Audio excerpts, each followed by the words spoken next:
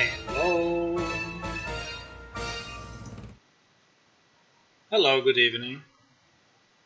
Welcome to the stream. How are you today? Hello, Tony. So, today is kind of an important day because it's the first time I will do a test with real data. Hello, Gonzo. Welcome. So, today is the first day I will do a test with real data. So with real data means that if you look at our database that we used up to today, we have used a database, which is this one, a PlaneShift dummy database, which has, sorry, I have to switch the scene.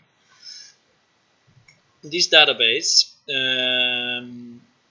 which is actually a dummy data database. So it contains very little information. I mean, the minimal able to test the game. Okay, so it contains like, I don't know, 10 NPC, and it contains few items, few areas. I mean, really little. So it's not having the full set of information, and this includes obviously NPC dialogues, quests, items on the ground, guilds, and whatever. All the players' characters, right? All the quest information, and I mean anything. So all the crafting, which is huge. So this dummy database. Hello, Argentine. So this dummy database has very little. So if I do some extractions, and I check, the NPC table, the character table, they are very small. It's the same if I check the crafting or the quest, right, or the behavior or the NPC behavior. This is very small. Now I have a copy of the production database, and the production database, I don't think is very recent. I think it's a bit old, but anyway, it contains a lot of data. I can set it as the default schema, and if I do a select count, let me try select count from accounts, is 592,000 accounts. Okay, so you can see that the stuff that is in database is pretty big. So if I do select count from characters, is 265,000 characters, right? And obviously if I go into character skills or things like that, right, numbers start to be way higher. Like here we have 3,200,000 lines, right, for character skills. Or if I do, let me check the quests. If I check the quest, it's 448 quests, so a lot's way. So this database is a pretty big database because it's a copy of the production one. And so the test of today is to see what happens if we load this database. Obviously, I cannot load it all at the same time because that would be too hard, to debug and to follow. But I think I want to load nearly all of it. Hello, Maui. Welcome. I think I want to load nearly all of it, with the only difference being the characters. So I want to reduce the number of NPC, and I already did it, by the way. So I reduced this table, which has basically all the characters, all the NPC. The NPC have a field which is called the spawn rule. Yes, NPC spawn rule. And this one is the one that decides if the NPC are going to spawn or not. Right? And I have by purpose placed to 0 all the NPCs which are not in the main city, okay, in the core part of the main city. So you will see here with one only these NPCs. Okay, so it's about 10 or so, 10, yeah, 10 or 10 NPC. Why? Because I think already like this, consider this NPC will have quest associated, banking information, storage information, dialogues, knowledge areas, and everything associated. So it's already with 10 plus all the other information that we are loading is will be pretty big test. Now I'm pretty sure it's gonna crash, so I'm pretty sure I'm not going to see it running today probably, but it's a test that I want to do because we need to start to see what happens if we pump into Unreal Engine the full set of data, right? So this is what we are going to do tonight. I already found a small bug yesterday night, but I will show you what is it. So the small bug, it's not a bug, but is basically launching. I can show you, by the way, what you have to do and what I did to just connect to the real database, or the production database. So the only thing I had to do was to go under config and inside our default server config to point to the other database, right? Which in this case is Planeshift production. At the moment, for this copy, the user and the password are the same, so Planeshift, just because there is a test installation. So you see here that it's pointing to the right database, right? So when I launch it, I encounter a problem, and the problem I encounter is that is parsing one of the expressions, in particular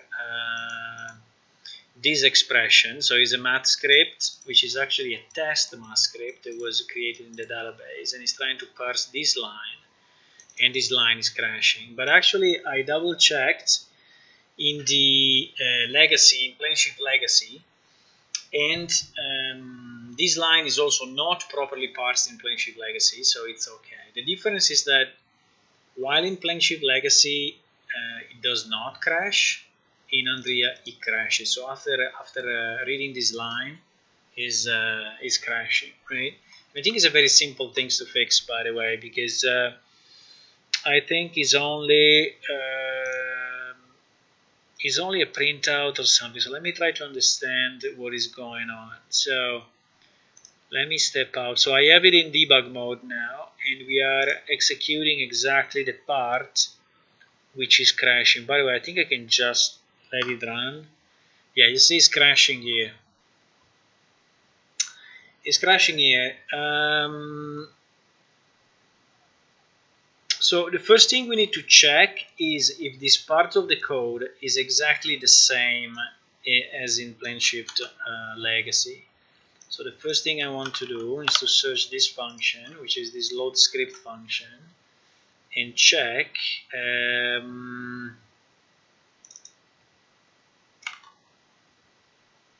so there is this 4. Why is slightly different? There is this 4 here, right? So this, I can put it one next to each other maybe, but I already see that there is something fishy, something weird.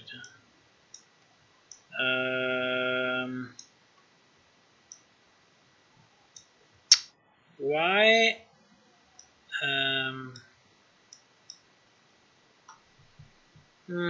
So on the left you have the old code, and on the right you have the Unreal Engine code. As you can see, they are nearly identical.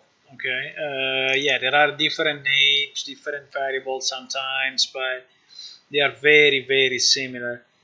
So all count script size, okay, true. 4 unsigned long equal to result count. So here we are changing it to an F string. Then we are doing, I don't know why I did this. You see that this is a change that I did myself. This line, the one that is crashing, is actually a line that I added myself. But I put it before this check, which is the check. Okay, so I think we already solved it. Yeah, for some reason I added this part. The problem is that I added it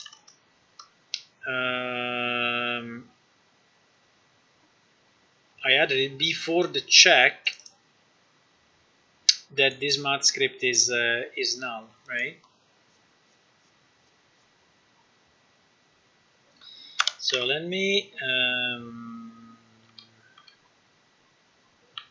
move it after. Now there is this else to consider, because here it was doing if is empty, blah, if is this, but I think it's okay also like this, because it's checking first if it's empty, then if it's not empty, it's checking the number of lines, and if the lines are -1, less than 1, anyway, it's saying that he has no line, so it cannot be loaded. Otherwise, it says that it's being loaded. So I think it's fine. So I think this should fix it. So it's something that I added myself. Hello, Mr. Phoenix. Hello, WordChat. Welcome. So for the people that just joined, say tonight we have a big mission, which is to see what happens if we load the real production database into Unreal. Now it's a bit long for me to explain exactly, which parts will actually be enabled, not enabled, and such, because not everything will be loaded anyway, because we did import the full set. But okay, compiled again, so I think we can launch it. We can launch it in debug mode anyway, because I think it will crash. I think it will crash again. I don't think we will have a memory issue, in the sense that I think that the memory should be pretty lean. The memory usage is pretty lean on the server side, so I'm not expecting this database to really go crazy, unless when I'm loading the characters, right? Which at the moment I'm loading in a very limited way. Let me remove all these breakpoints, because anyway I was testing something, but it's not needed now. Okay, it crashed again, but in a different place. So it crashed here.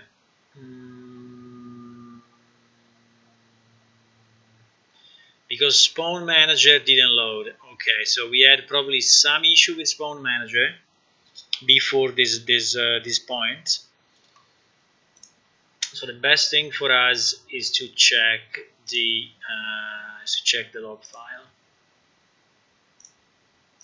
Is to check the output. So let's copy the full output window and see what happened. Okay. Okay, there seems to be an error here. Error query select category name skill name from skills and skills ability with skill ID. Table planship production skill ability does not exist. Okay. Yes, it is because I did a change. I added a table in Unreal, and so the production database actually does not have that table. Okay, that's nice. That's something that was predictable. So actually in this file, which is called update schematics, I'm keeping track of all the changes that I have to do to actually convert the PlaneShift production database into the Unreal one. And in fact, you see one of the steps was to create this one, and I didn't do it. So, okay, so this is something we need to do. Now the skill abilities, do we want to have some data in it? Because actually here we are creating only the table, but it will be empty. Maybe we can just put some dummy data into it. skills, abilities. Yeah, for example, here we have a bit of a bit of an example stuff. I think we can get this and put it. Let me see if I can copy to a SQL.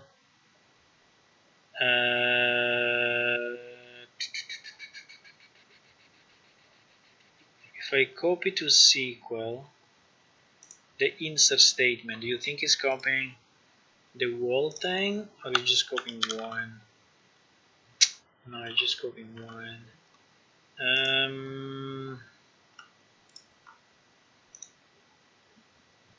Copy rows. Copy row with names.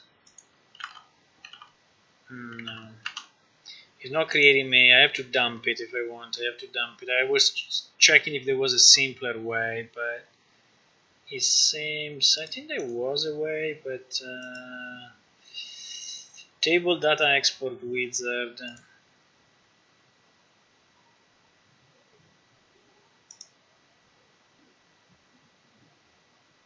No, I think I need to do a dump from outside. Okay, for now let's leave it empty. It's fine. I think that even if it's empty, it should work okay. So let me just select the production database as the default one, yes. And then let me create this table. Okay, so this table is being created. So if I refresh all, in theory, I should be able to see it. Skills, ability, here it is. Okay, it's empty, but we created it. Now there are still few changes we need to do. Like this stuff.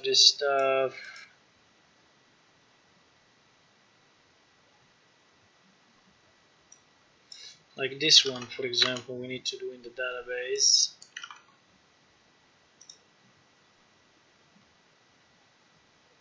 Okay, it's already there.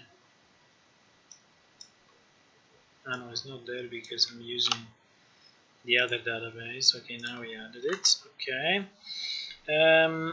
All the rest, I think, unfortunately, is not something that we can do now.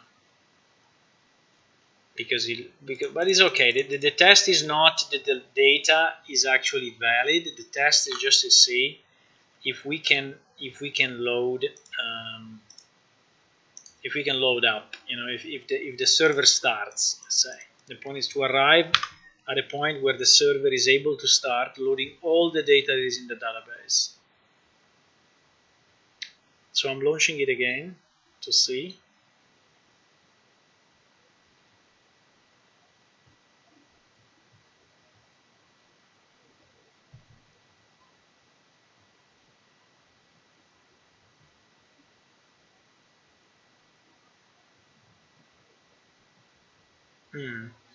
It crashed again, but it's normal. I'm expecting a lot of crashes. So it seems it passed that point we were crashing before. Now it's crashing.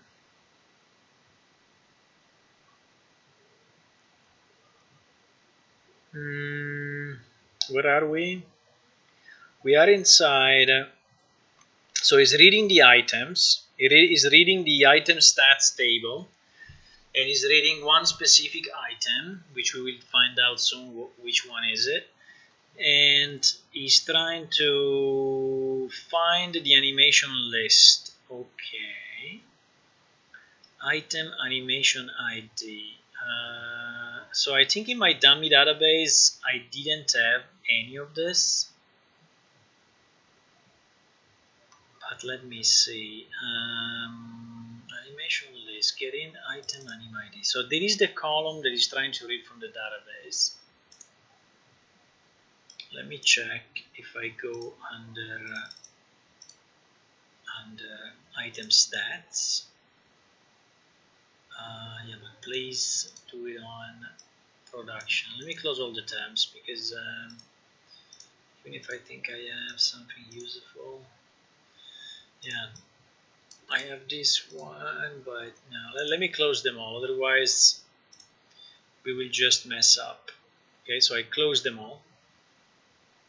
Now let's open it again, the item stats here. So the field is trying to read is item anim ID.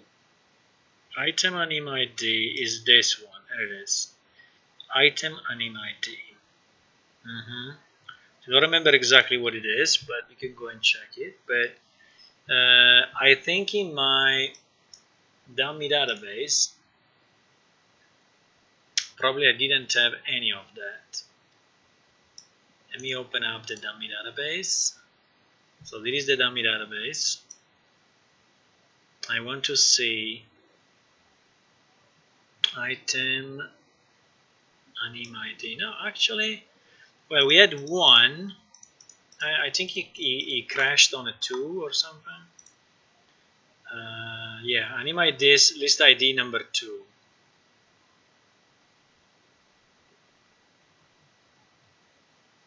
So it crashed here.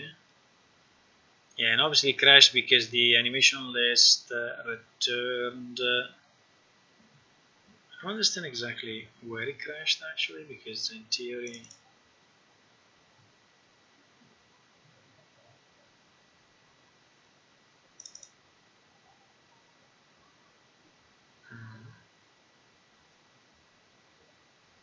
Find animation list. Don't understand exactly what this is doing, but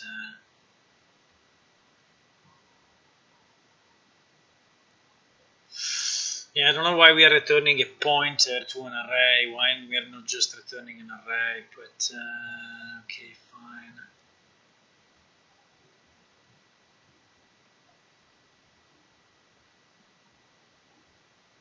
Animation list. This code is a bit involuted, but basically we are crashing here when our animation list is actually null, and we are trying to get the number.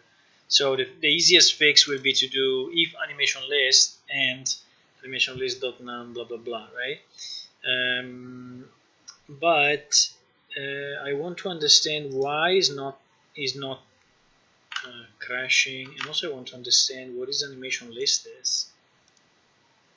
Animation list, cache manager, item animation list. You know, I completely forgot what is it, so I have no idea what is this table or this. So let's go and find out.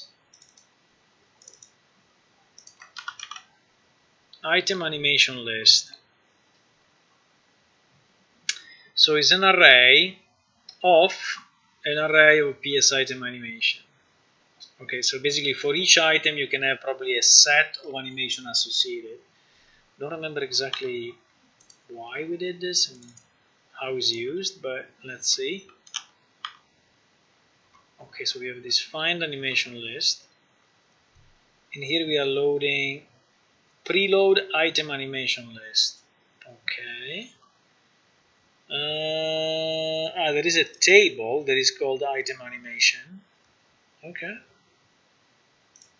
There is a table that is called item animation. Attack and greet. I think we never used this. I think is like a ghost of a functionality that we decided to implement whatever, and then we never finished it, or we never really implemented it. But anyway, I think we want to be sure that the code is not crashing. Item animation.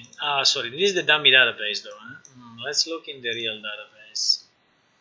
Let's look in the real database. Item animations. There are a few more. One, for example, for the bow. Okay, so the number 2 is associating the type of animation you need to do when you are attacking. I understand that. So when you are using a bow, is associating the fact that you need to use a different animation for attacking. Okay, I understand. Makes sense. So actually I think we use it, but the usage, as you can see, is very, very minimal. The usage is super minimal. Basically for each ID you have a list of possible animation. This is why it's an array of an array. right? And I think we are loading. I'm not sure we are doing it right though, because I'm not sure if we are associating. It would be better to have a T map of an array so that I can put the ID. Yeah, it would be a T multi-map, but okay. Anyway, it seems that the preloading is doing okay. So let me see. Let me see the preloading. Let me just stop, restart, and see if the preloading is actually loading something or not. Okay. And then when we are sure that we have data into our array, we can go and check why it's not getting properly consumed.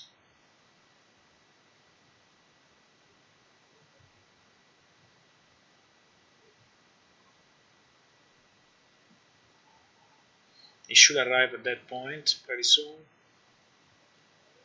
Okay, here it is. So let's check what it's doing. Huh? There is not, unfortunately, in this section there are 0 comments, but makes the code harder to read for no reason. But basically, is loading all the rows that are coming out of this query, right? And is ordering it by ID and then by minimum use level, which I don't even know what is it, but yeah, there is a minimum use level, but it's 00000, so it's okay. Then is loading. As you can see, it's creating an item that has attack, anim ID, and now it's associating the other. So let me see what it's doing here. New array. It's creating a new array, which is this one, right? And this new array is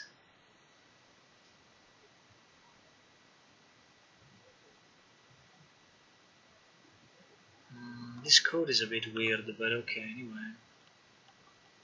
I guess it's adding to the list. Then this array, where does it go? Because is associated to something, or no? This array, where the hell does it go?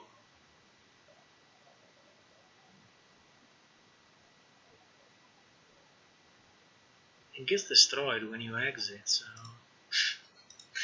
it doesn't go anywhere. So as you can see, we are entering into this, right? We are entering into this. Okay, now I didn't like my change of pointer, but I think we are basically not loading it, right? Because the array is created here, right? The array is created here, and then for whatever reason is destroyed here and is not associated to anything. So I don't get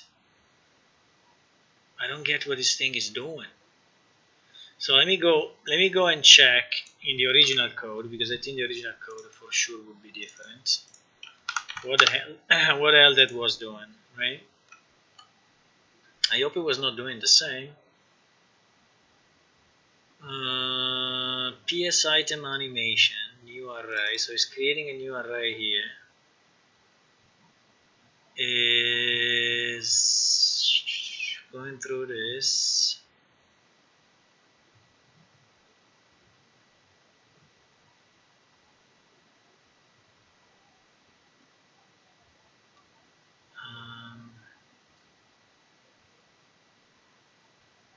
So it's basically the same. Then it's pushing into this new array.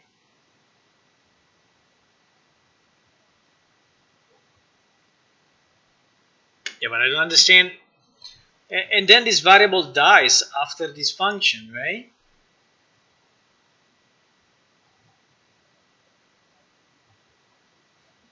I mean, it will always be empty after this cycle. I don't understand this code. What the hell we did?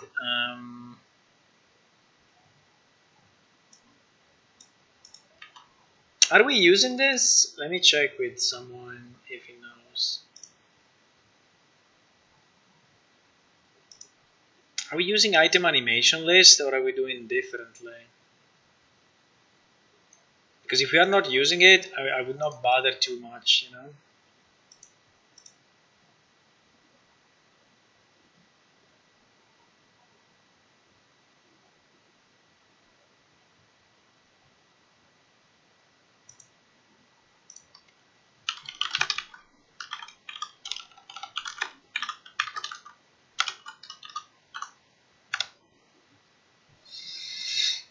Unfortunately, the person is not here at the moment, but this thing is basically loading nothing. Okay, nice. Then, after loading nothing and telling everyone that he loaded something, okay, we've seen that he's actually trying to use it, right? He's actually trying to use it.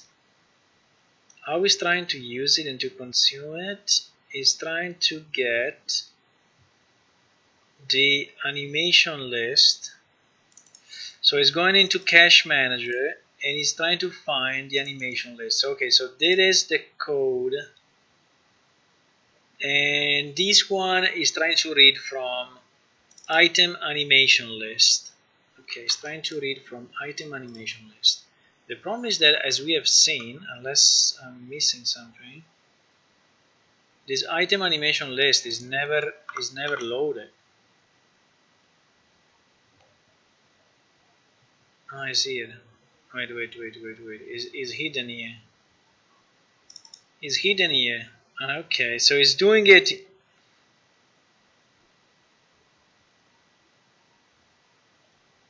No, it's actually doing it here. In this line, is using item animation list and is adding the new array to this thing. Okay, so in theory then, in this part, is doing it.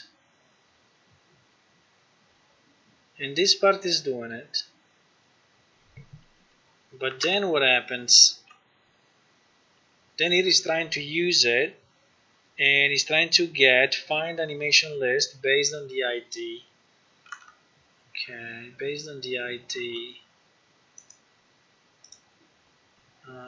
So yeah, this array of arrays is pretty stupid, by the way, but I think we should use a tmap with just an integer as a parameter, but okay. He's trying to check if the animation list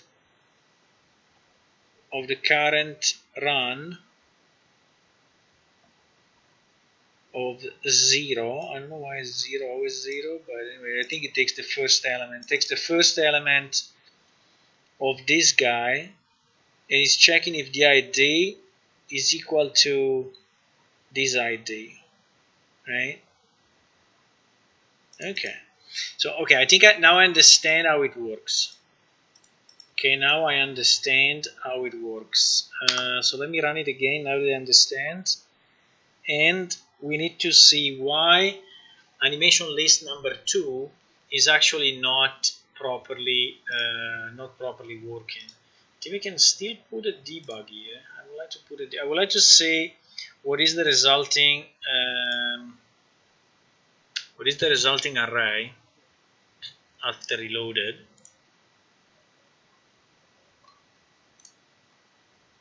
Okay, I see here.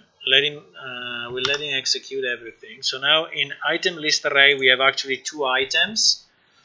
One item which is an array which contains one item only, which is attack. ID 1, anim attack name attack anim. Okay.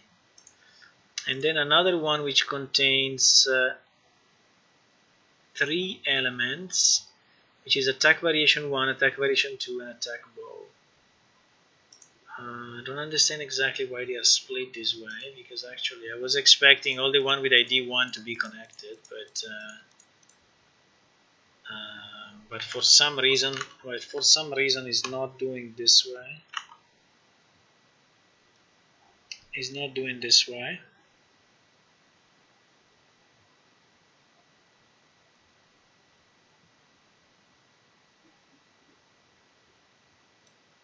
order by ID, and then it's doing if ID different than last array,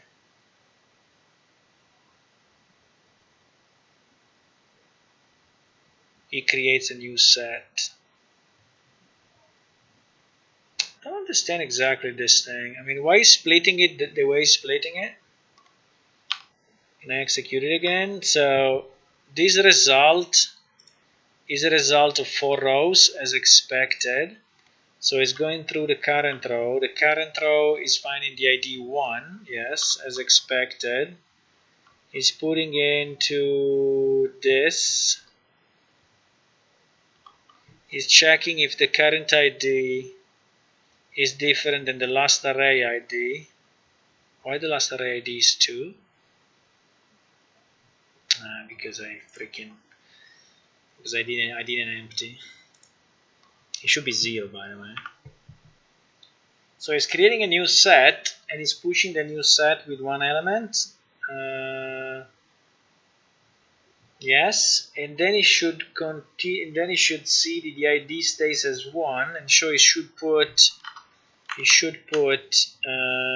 all this together, right? So there should be attack variation 1, attack variation 2 should be all together, and then in another element it should have attack both.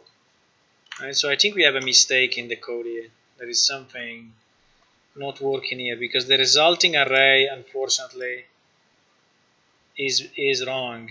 Is attack variation 1, variation 2 and bow on one side, and attack alone on the other side. So definitely there is something not working here, which is probably messing up, with our logic. So let me see.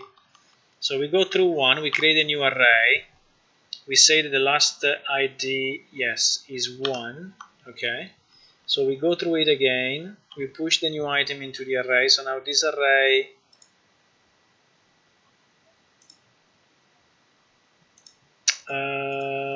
wait a second. Why we do new array here?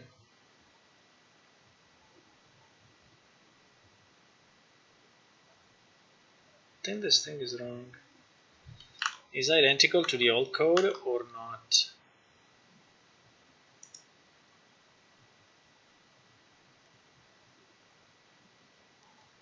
Is it identical to the old code or not? I think in the translation I did some mess.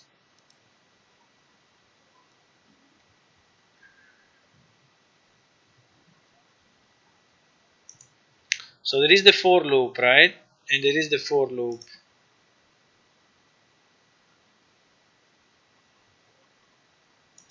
Why I added this? There is something I added myself. And I think I messed up. Because, so up to here, is it the same function? Cache manager preload item animation list? Yes, it is. Why is so different? So this line is identical, right? Is this line. This line is this line. Okay. Then we have if ID different than last array ID new set. So I put this at the bottom instead of putting it at the beginning. Why I moved it? No idea.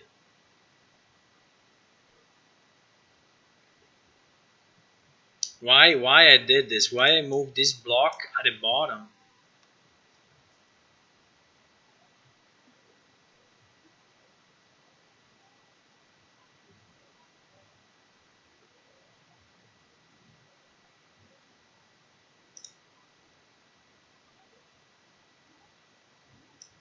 I don't understand why I did this. Maybe there is a reason why I did it, but as of now, I don't understand why I did. Or is it just a bad copy paste or something? But why I moved it at the bottom? No idea. Obviously, the logic is screwed then, because if you do it at the bottom, you will split it with one, you will do new array at the end, and so you will split it wrongly. So I don't know. I think was maybe a wrong copy paste or something, or there was a reason, but I don't know it now.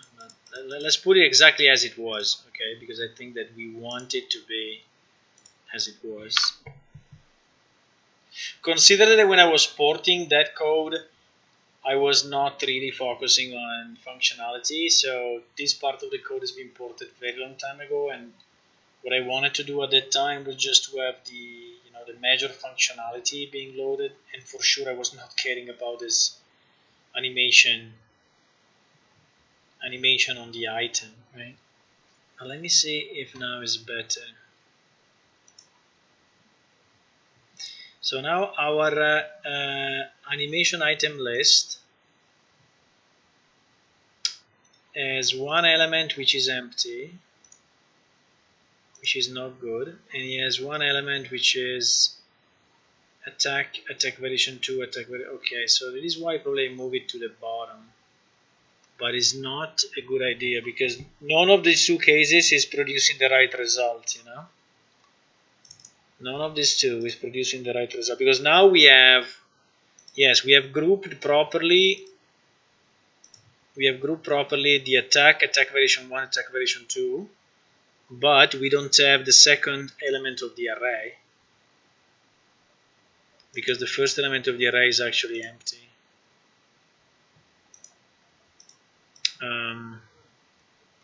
Okay, so I think we need to check the logic of this. We need to check the logic. So it's starting with an ID which is 0. Last array ID is 0. Right? So the first time he goes in, he understands that there is a new element.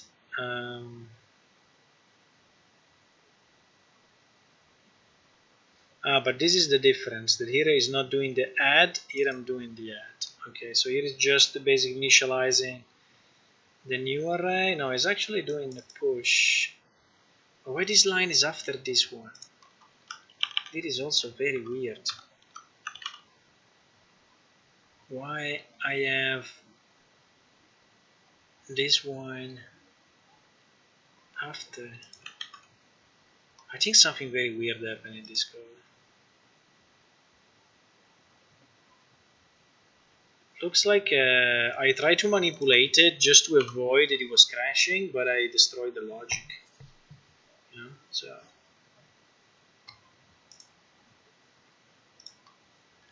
I think I destroyed the logic. So I'm launching it again. So let's just see with this difference if we get at least the first array not to be empty, which I hope we will. But we have to follow exactly the same logic that is on the left, right? Otherwise, now it seems to be identical, but for whatever reason I changed it at that time. There was probably a reason why I changed it, and now we will find out again, I guess.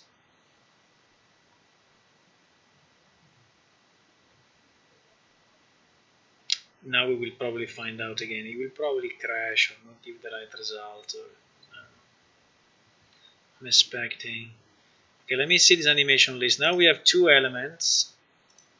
Yes, and both are empty. Okay, so this is probably the reason why I moved it. Okay, because as it is was not working. Because this is exactly as it was in the old code. But it's definitely not doing what we want him to do.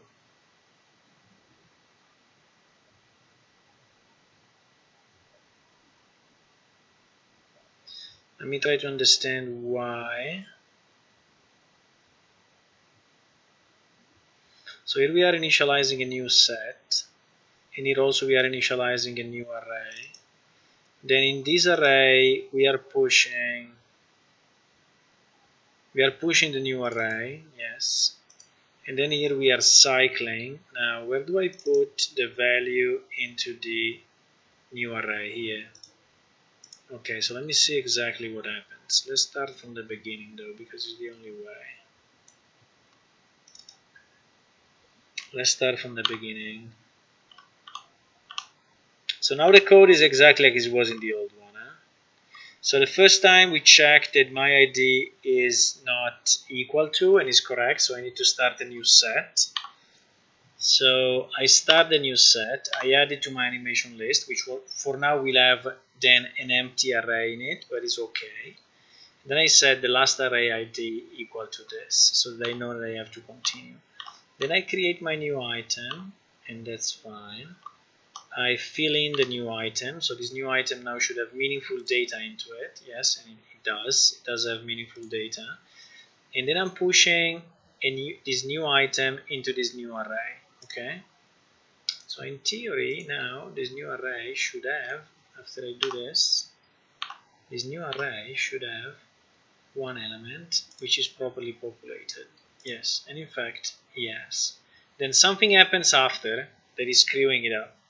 Okay, something is happening after. So if I go through this again, the second element is exactly the same, right? Same ID. So it creates a new item and it should push this new item into the array. So our array now should have two values and both are valid. Okay, nice. Seems to work okay for now. Now the third one the same. So you add this to the list, right? And so now we have into our new array, we have three elements which have attack variation 1, attack variation 2. Okay, that's fine. So what the hell is the problem?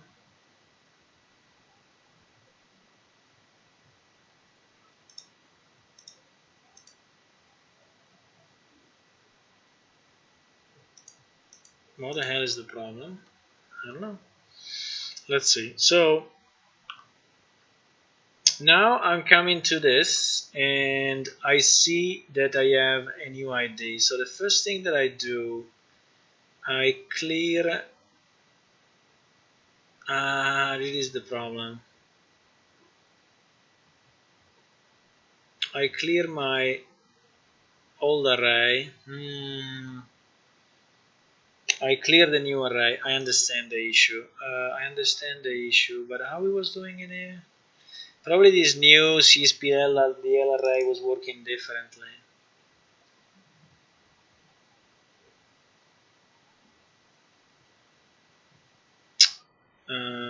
There is a problem though.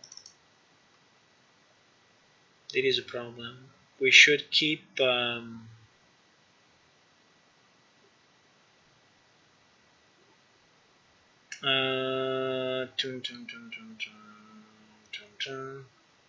how do we do it? Yeah, because the cycle unfortunately is not working exactly as the old one.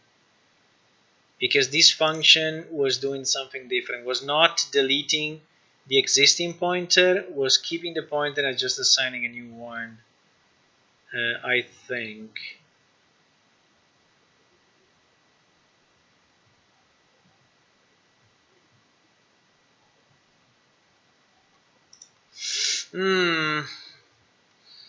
I understand why I changed it now. Now I understand why I changed it at that time.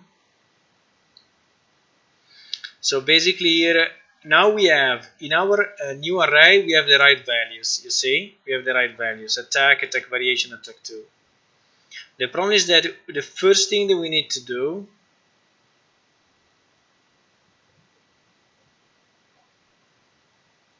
is to assign this to our item list. But then if I do new array equal to new blah blah blah, it is getting deleted. So my new array is getting deleted, which is not nice because it's a global one.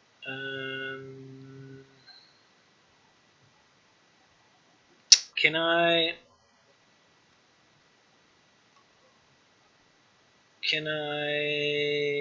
well, if it was an actual element it would not happen. If it was an actual element it would not happen. So yeah, you know what, I think I'm just gonna change it so that this thing is not a pointer, because anyway it has no reason to be a pointer. And this new array now, do I have the same issue if I do like this? Do I have the same issue if I do it like this? Because I will populate this array, and then here I will have first to push it into the list.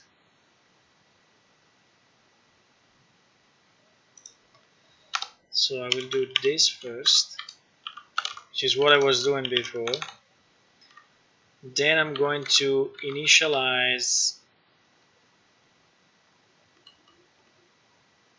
I think I need a temporary array here in the middle, otherwise it will not work. Because this one, it should be a new one. It should not be the same one. It should be a new one that is initialized when I'm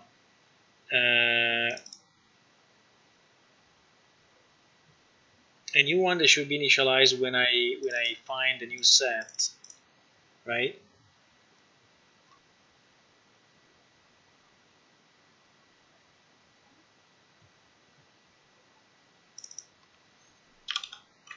Because if I do this,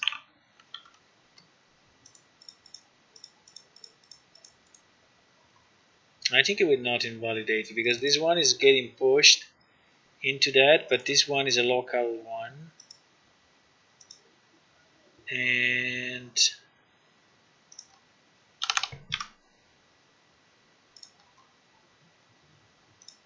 okay, let me try for a second like this, okay?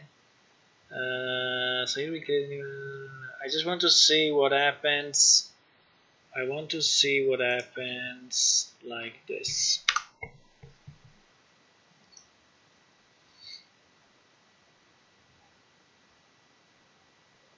Because I have no idea why I did it as a pointer to an array of. There was no reason really to do it, because I was then overriding my own pointer continuously. Okay, sorry we got stuck a bit into this thing. I hope we can get out of it soon, because I understand it's not the most exciting piece. By the way, if you have any questions or you want to interact, feel free to do it. Let's just go through this. So we create our new array, and it's just an empty array for now. Okay, it's fine. Then we go through this. So we fill our array with the 3 elements, right? And then we add it to this. Okay, so now we have our 3 elements. I just want to see if when I do the next cycle,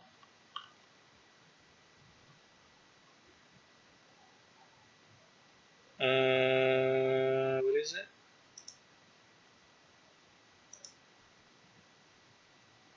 Why?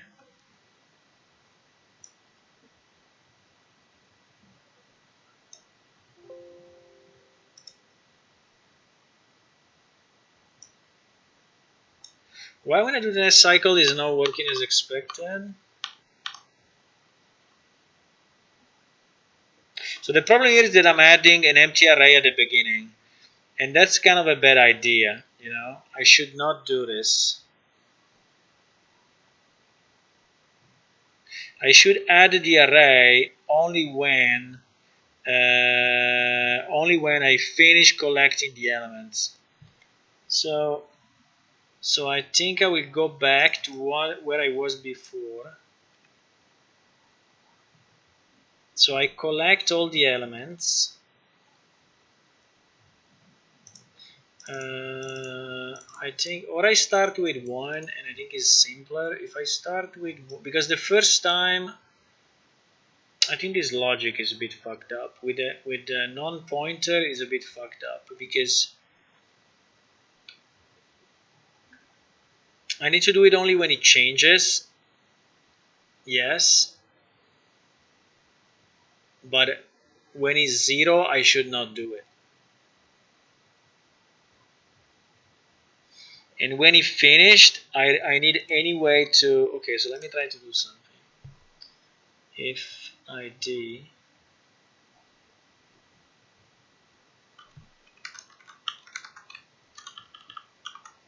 if last array ID is different than 0 and ID is different than last array ID. Okay, so we skip the first cycle because otherwise we just enter an empty value. So when we arrive here, it means that we did already the full cycle. We enter here and we add the new element.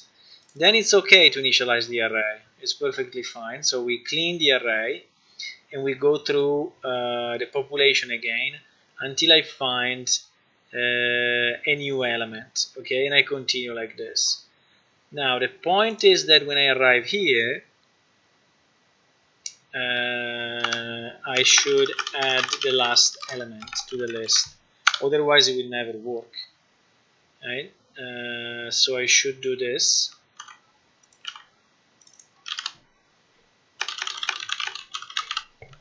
Otherwise it will never catch the second one. Okay, I'm pretty confident this way it will be fine.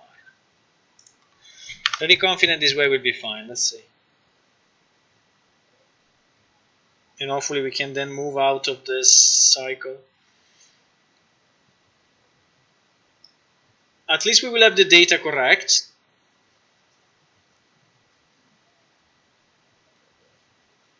I think it will probably still crash on the other side, but at least we will have the data loaded the way we want it to be loaded. So grouped by ID, right? So we want to have one array made of two elements. The first element is another array which has these three values, and then the second element is an array which has only one value, which is number 2. Right? Let me just run it and see what we have as a result.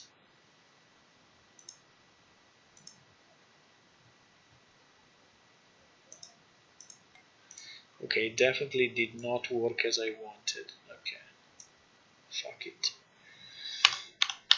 Okay, let me follow it a second. So the first time, yes, the first time is not adding anything, right? The first time is not adding anything. Then the second time, so it's basically reading all the values, the 3 values. When he finds the next one,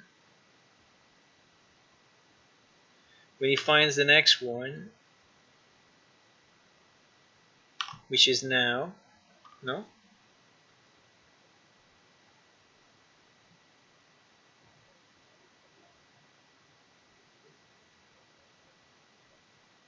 What? Why?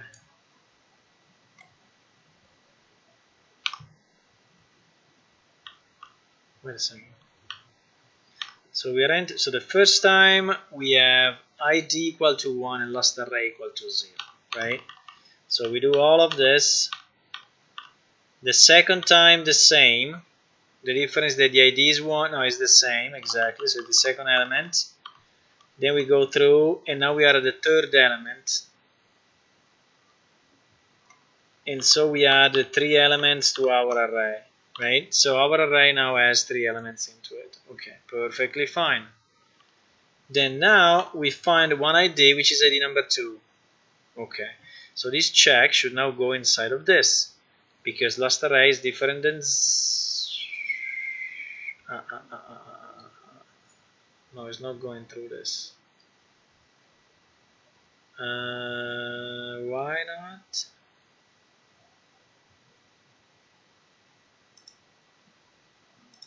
Because this has to be outside.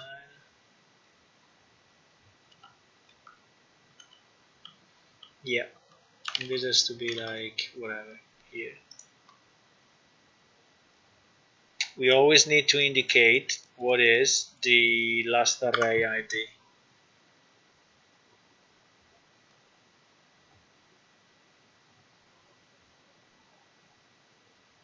The logic with the pointers were working very differently. And it was working fine, hopefully. I don't know, I have to go back and check, in the old server, but I want it to be loaded properly, otherwise... Otherwise, we may encounter other issues. Right? Even if my feeling is that we are not using this functionality. I think we are doing it another way. I think we are associating, I don't know, or maybe yes. I have no idea. Let me just execute it a second and see if we get the right result. Ah, finally. Okay. Okay, finally it's correct. So we have our first element with three other elements, and the second one. Okay, now it's fine. Okay, so this function is fine now. Now it was crashing when trying to use these values, and I want to see if it's still crashing or not, right? Which is a way ahead in the list.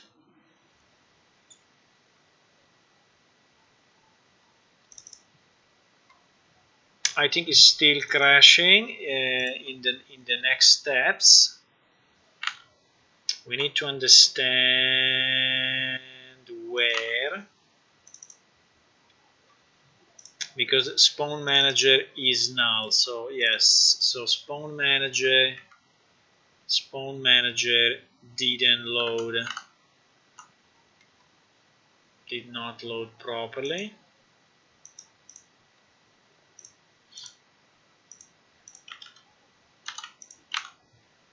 So let me see why spawn manager didn't load properly.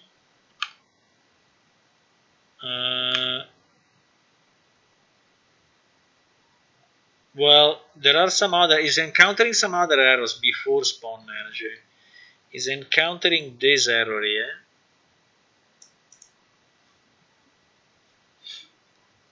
I don't know why it's crashing on spawn manager actually, because if he exit here, he should not even go further, right?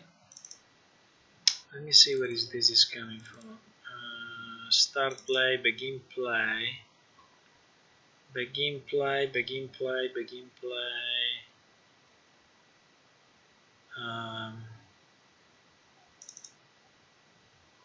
Anyway, this should never happen. So in theory, I can also. So you arrived here with a null spawn manager, which is very bad. So if spawn manager is null, the game should not start. Should just immediately exit.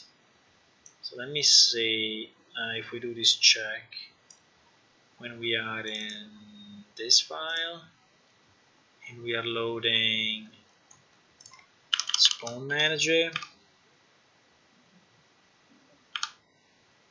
Tutorial spawn manager. New spawn manager is not initializing it. I think it's initializing it later, maybe.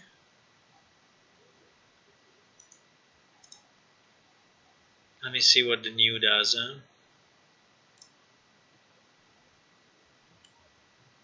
It's preloading the database. Yes, but he has no. He has no exit close here. Okay, fine. I think we need to do it a bit differently though, because if he cannot do it, he should exit immediately. He can do a kind of a check. Boy.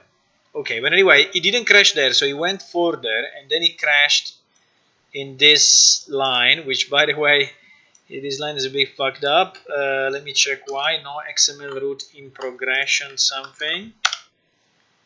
No XML root. Where is this error? No XML root.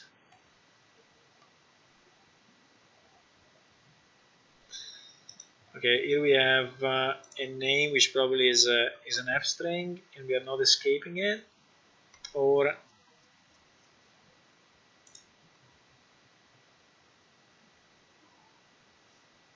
no, I think we need to do a ANSI to tchar something of this thing. And then do I have to, I don't remember if I have to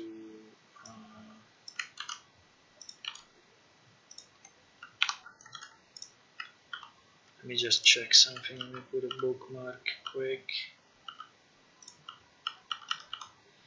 and search for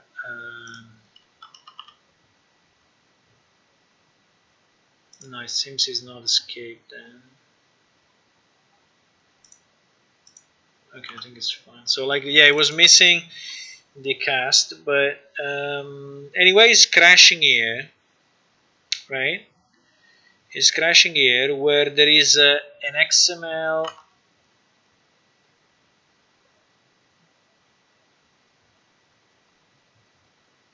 couldn't load script consume item.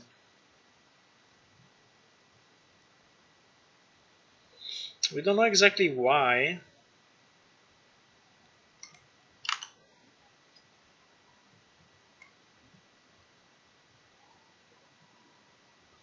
So it's returning null. Let me check. Let me check. Who is doing this? I think this is the preload of all the scripts, and one of the scripts is not working, or is too complex for our logic. In particular, this one, consume item 9341. There is the script data, so which is actually pretty complex.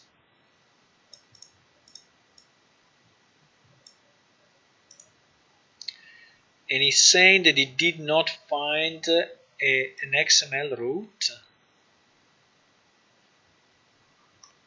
I can remove these breakpoints, which are the previous ones. He's saying he did not find an XML root. In this case, he's finding it. The script is very different.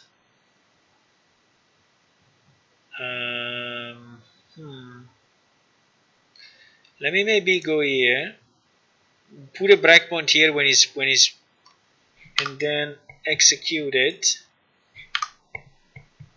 Yes, it's coming here exactly in that script. Okay. And for some reason he's saying he's not finding. So or the XML is somehow malformed, and so it doesn't like it. Actually, the XML is pretty complex, but so let me check this script, okay? The script is this one, which by the way I think is exactly the one that is pasted up there. Let me see if he did any manipulation. No, I would say no.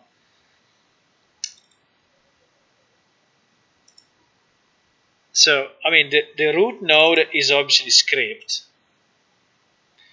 So, or there is a mistake somewhere in which we are not closing some parentheses, or there is some characters which are actually messing up with the parser, which can be.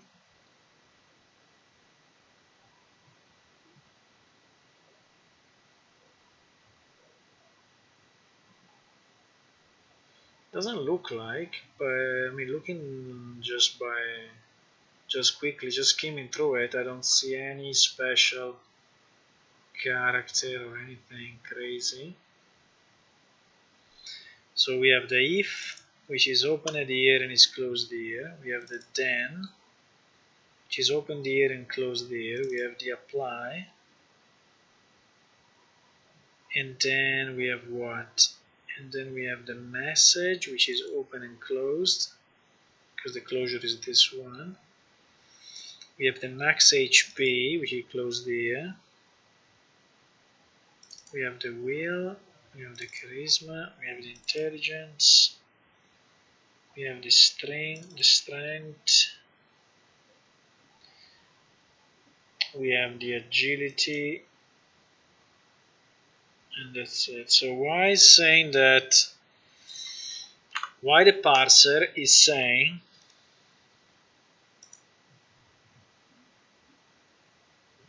that it cannot find a root node from the script? This I really don't understand. root is null, so there must be some parsing error, so it cannot parse this script. The script is too complex or is written in a way that it doesn't like. So, or we debug, is there an XML verbose thing for Unreal?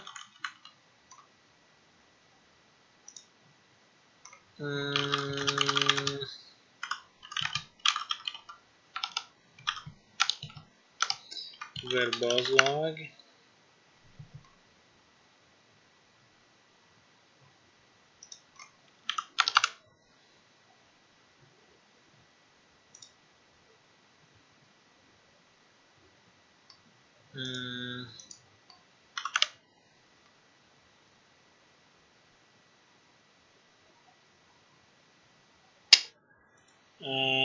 No, I think we need to follow it. I don't know if there is a.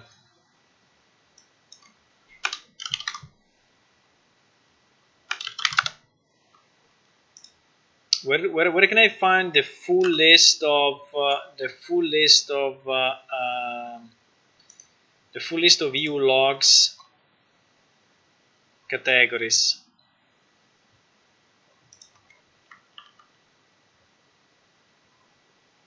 Log category. Looks like this one could be a good one.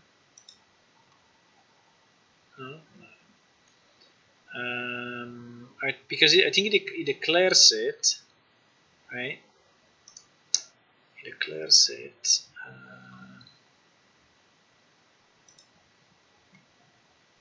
I would like to know if there is a way to debug. I mean, instead of going through the debug, I mean, I can, but it was easier. It was just telling me why I cannot find, why I cannot find the root node in this script, because the script seems to be properly formatted, right? Seems to be proper, unless there is some special character in it. Maybe I'm not saying, but okay. I think we can go through this and see if we can debug it. We have the whole engine anyway debugged, so yeah, root node is null. Okay, so this one is just returning the root node, so this one is not really doing the parsing. I think the one that is doing the parsing is this one, is the one before this one. So I think we need to debug this one, if possible, assuming it is possible.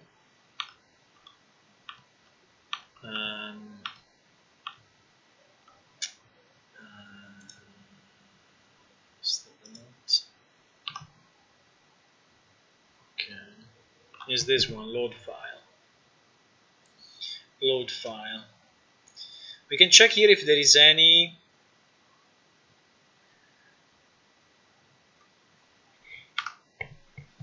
Can check here if there is any verbose debug tool that we can enable. It doesn't look like so, but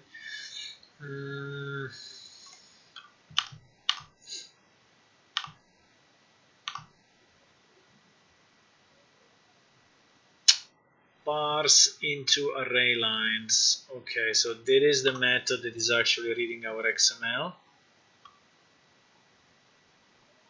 and this is the method that is doing it. There is no debug functionality. Fuck.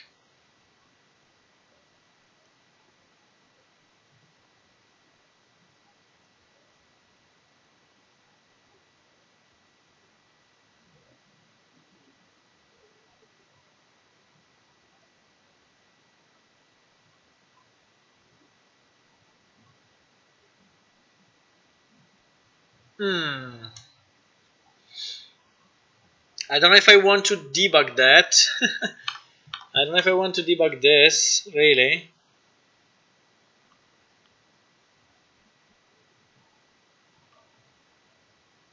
I'm just trying to understand which kind of delimiters is trying to use.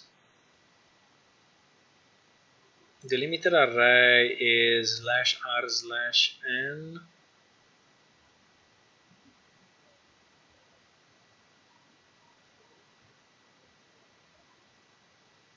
if we find the delimiter. But why is searching as a delimiter /r/n? I don't get it.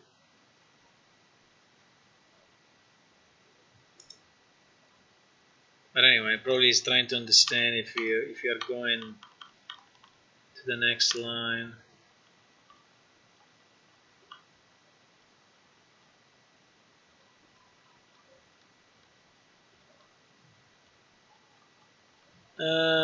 I don't know.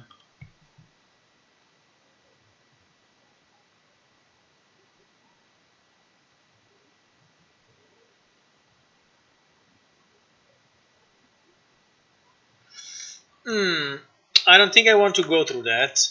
Is there a better way? I mean, how do I know? I mean, for some reason, he's getting this script and he's bailing out because he's saying that the script is not, properly formatted or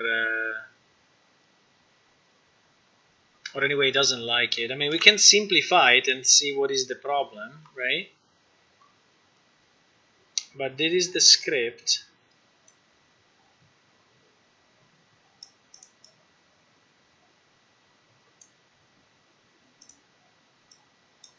Unless there is any special character in it.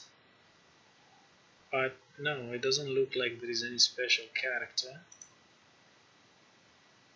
I can simplify it and then we can copy it back again. So it is consume script. We said, what is it? It's consume script 9341. Right? So this one is failing. Should be under progression events. No, should be under progression events.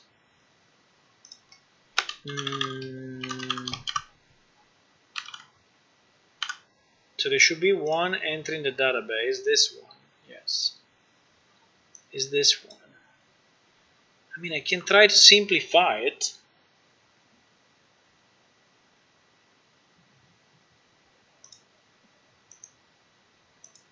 Do you see any problem in this script? I don't see it. So let me try to break it out, break it down, right? So there is this if and /if, like we said. There is this then, and then the apply.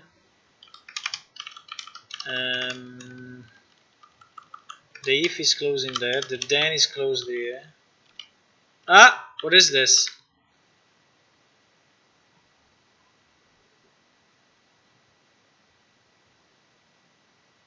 Okay. I think that's the reason why.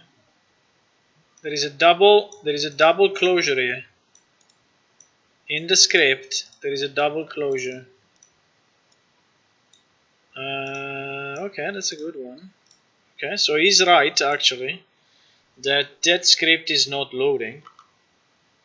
He's actually right.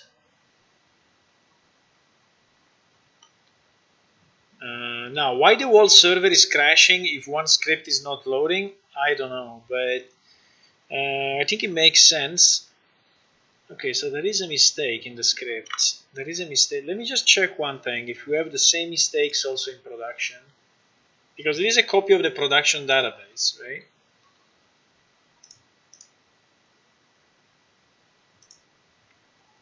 So if I go...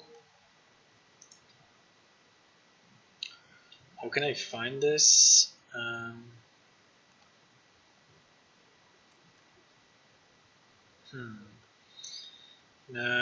Progression events listed anywhere?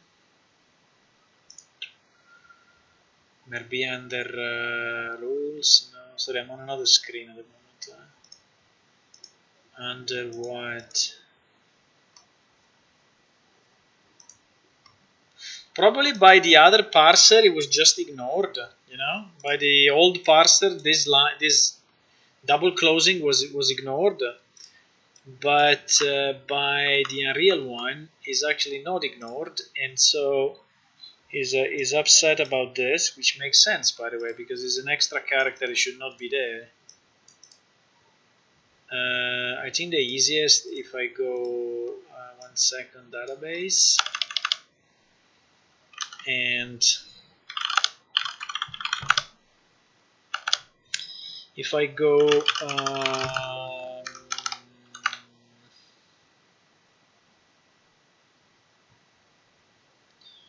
and if I go, I can show you this, it's no problem. If I go select, well, I can take it from here, right?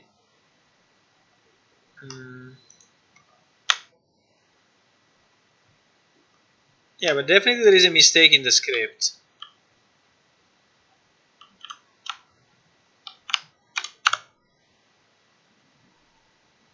Yes, we have it also in production. The same mistake.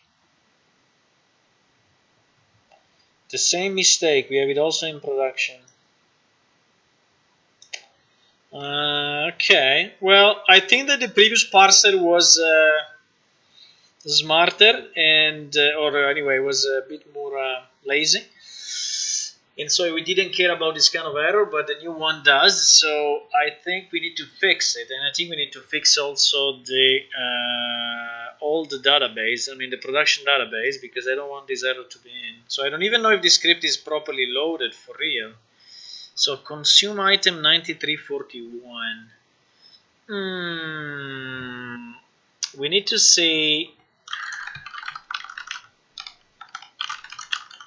I think there should be a field which is then connecting to this script. I don't remember if we put it into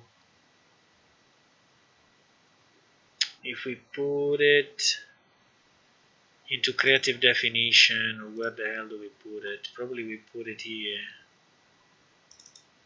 Let me check. Consume item 9341.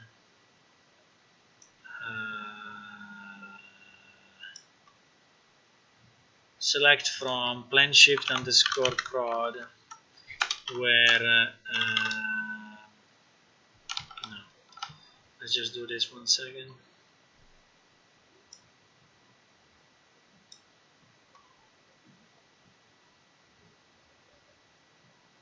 Consume script. Okay, there is a consume script. There is a consume script. Why I don't see it here? Because it's an item stats, not in item instances. Okay, it's an item stats. Okay, so I can do select star from item stats,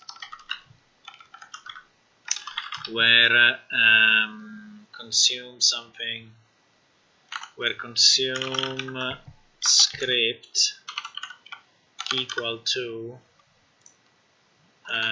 what is our guy? Consume item 9341. Consume item 9341 is this one. So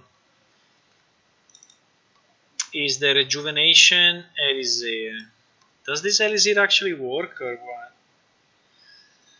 Does this elixir actually rejuvenation? By the way, isn't rejuvenation? I think the name is as well. Should be rejuvenation, not rejuvenation. See, rejuvenation doesn't exist. Okay, fine. Anyway, there is a group, there is a band. Let's call it rejuvenation. Okay, apart from the name that is wrong, who cares? Okay, who cares? But the script is definitely wrong. Now the question is, where is the script coming from? I think the script is coming. Hello, Gian. I think the script is coming from probably an Excel file. Probably an Excel file that is generating those scripts automatically. Now, My fear is that if one is wrong, all of them will be wrong, which is a bit of an issue. Is if one is wrong, I think all of them are wrong. You know, like if I take consume item, all of those 9321, 9322, 9323. So if I take all of that stuff, 9321, let me check this. I have the feeling they will all be wrong. No, this one is not wrong. Okay. 9322.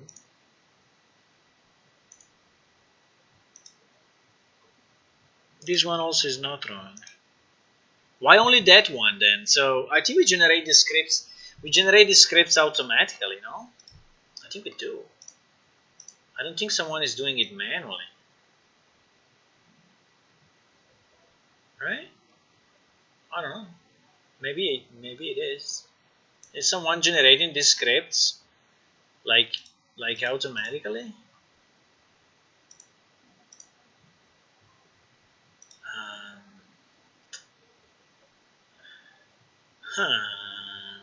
So I don't remember. So where is that thing? Very good question. It should be in repo server. Why I don't have repo server here? I don't have repo server in this machine. I don't have repo server on this machine. Okay, 1 second. I'm checking another machine if I have it.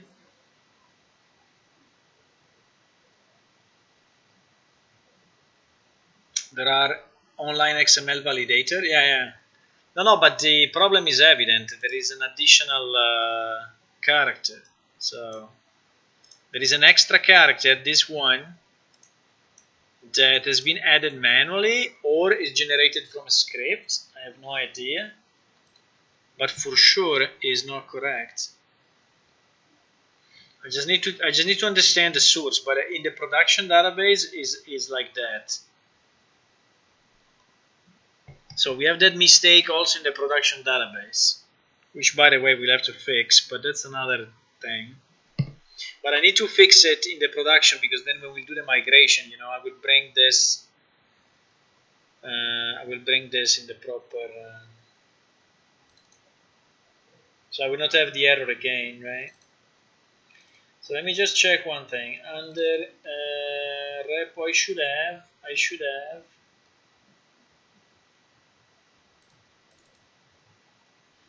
I should have a repo server. There it is. I found another machine where we keep all the. So where this? You think this thing is alchemy? I think this thing is alchemy, right? Rejuvenation, potion, elixir should be alchemy. So I'm opening up the Excel file that we use to generate all our items, and I'm searching for this rejuvenation elixir. Okay, I found it.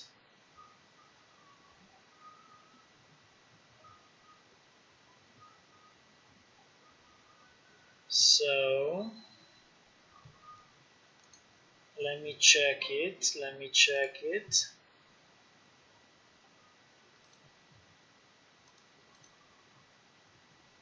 Yes, it's wrong in the original file. Now the question is why? Is this generated? No, it is manually written. Okay, it is manually written. Someone wrote this manually, so that's why there is this mistake. Okay, I hope it's the only one. Maybe it's the only one. So what I would do is the following. I would close this and just be sure that I update the latest SVN. update the latest SVN of this repository. So I'm sure I'm looking at the latest. Okay.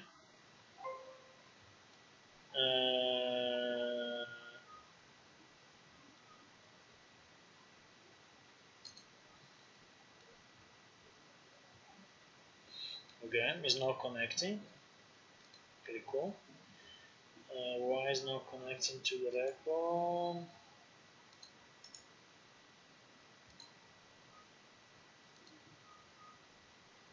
Okay, I know why. I know why. 1 second.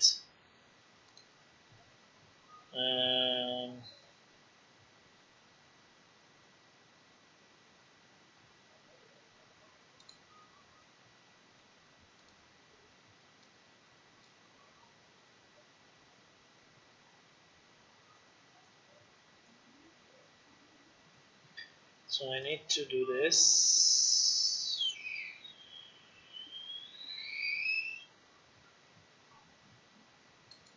Come on. Why not? 1 second, because we are having some major issue in the repo. So if I cannot connect to this repository, there is no chance, No, this repository is up and running. So it's not there.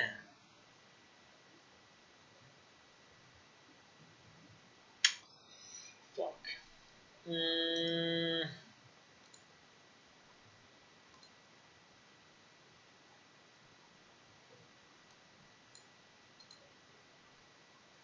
Is not here.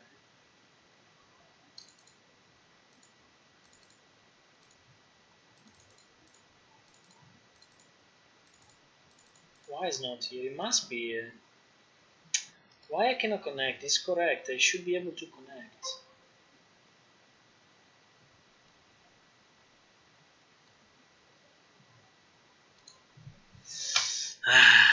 Boys, 1 second. There is something. So why my machine is saying that, that other machine is saying that this server does not exist. It's impossible. Is it down at the moment? It's not down. It's not down. It's not down, boys. Is it?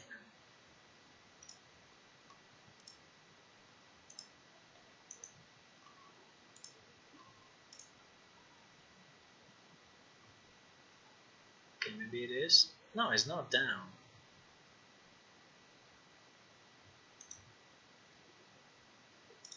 Okay.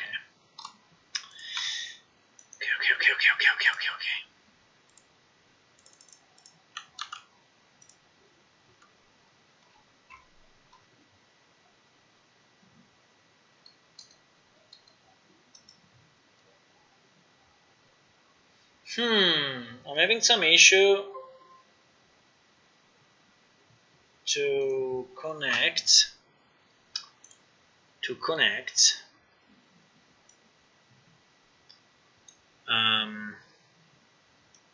This one is fine. Maybe some issue to connect.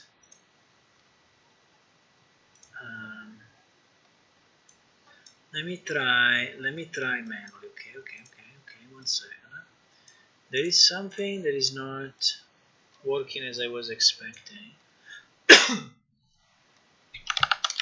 So there is a repository where we keep all our file. Well, not all our file. Yeah, it's here. It's here 100% and it's up and running. Why that machine cannot connect? So annoying. Okay. So for some reason this machine decided that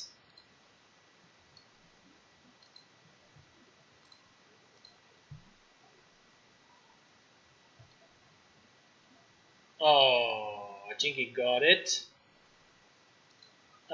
got it. Took a bit, boys, but I think you finally understood that, yes, the machine is up, yes, correct. You understood, huh? It took a bit, but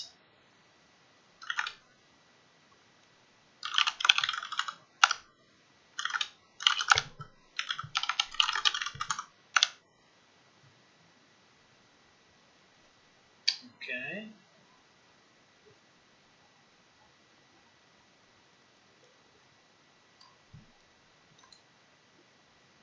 Okay.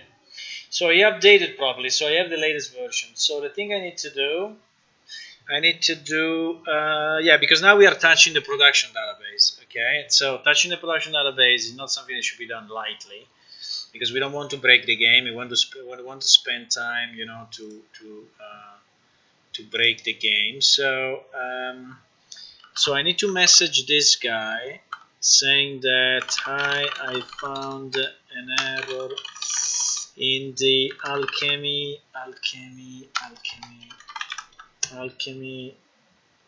What is the name of this file?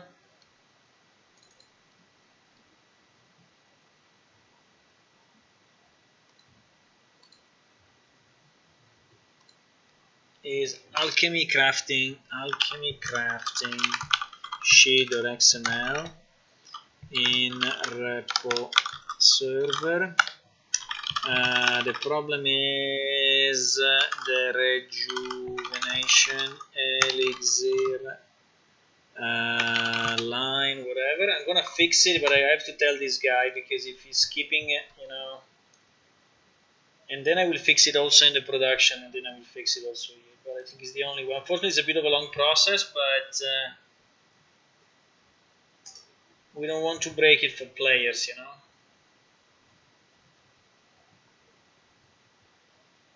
Line 648. There is an extra sign in the script. Now, PS Legacy is ignoring it, but PS Unreal is complaining about it. So I will fix it in the Excel. Can you fix it? No, I think you cannot. I think you cannot. I think I have to do it myself. But anyway, there is the error. So I'm removing the error from the Excel file. Okay, so that's the first thing. Then the second thing I need to do, I need to delete the progression event from production and add it again. So it is also a bit of a delicate thing, but let's do it. I will do it on another screen just because I'm on another machine. It's not this PC, okay? It's not this PC.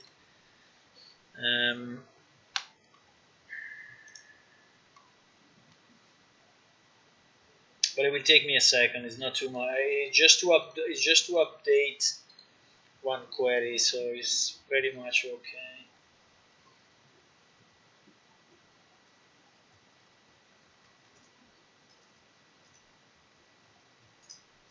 Okay, so now I'm in the production database, right? What I need to do, I need to delete from progression event where name is equal to 9341. Yes, 9341, exactly. So I will delete from progression events. Done. And then I will insert it again. Which should be this line. Let me just triple check. Yes, it's this one.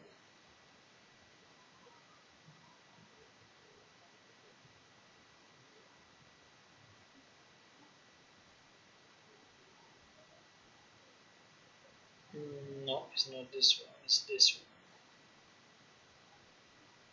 Yes, exactly. And now it's correct. Wow. Okay. I did it. So in production now is updated and is correct. So now let's fix it also in our database here that we have a copy on. We have a copy, so we just removed it. No, sorry, let me not do it this way because otherwise I'm making a mess.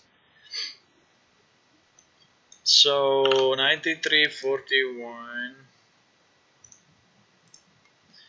and I need to remove this extra character. Yeah, this was a manual mistake of someone, but the previous parser was not caring about it, right? Have you got anywhere quests in EU yet?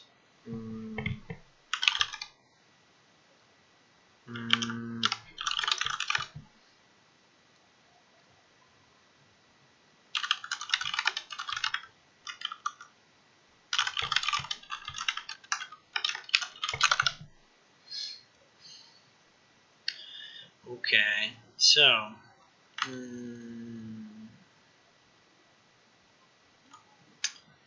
okay, so now let's just launch it again. So I committed the change. We will not get that error anymore because the production database is also updated. So when we will do the real migration, that error will not happen again. Now let's see how many others we have, because I'm assuming that that's not the only one. But let's see, because we have thousands and thousands of lines and thousands of items. Okay, it's loading something.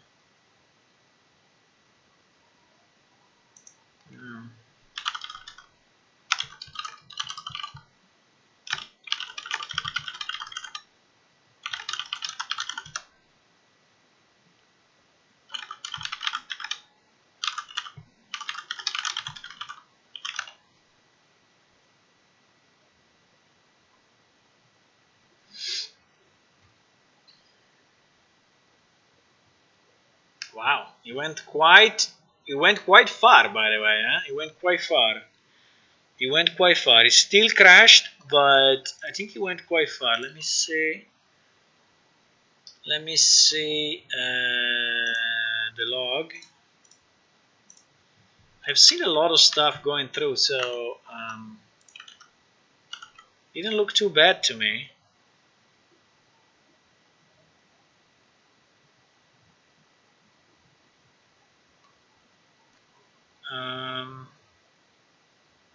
Spawn manager again is a null pointer. I don't like this thing, but okay. Yeah, he loaded a bunch of stuff, boys. So we are really far ahead, And we have to check how many errors we got, but he loaded all the progression scripts. It seems so.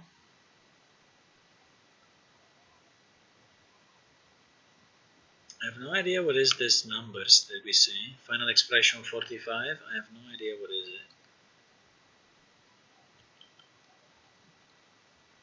But he loaded a bunch of stuff, really. He loaded a million things. Okay, that's very nice. Then he loaded the responses. Okay, so he's complaining because he cannot find the quest banned the Octar Seer while loading prerequisite script.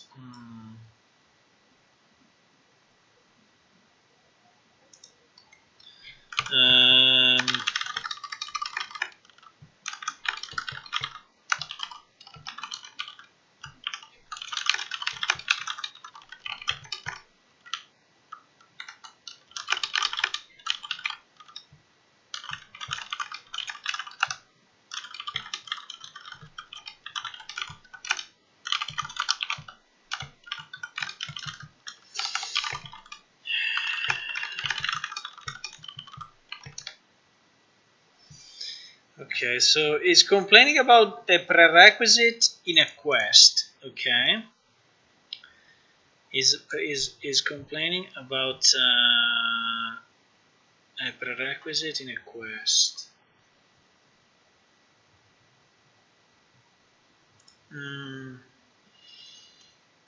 So come to say hi. Come to say hi.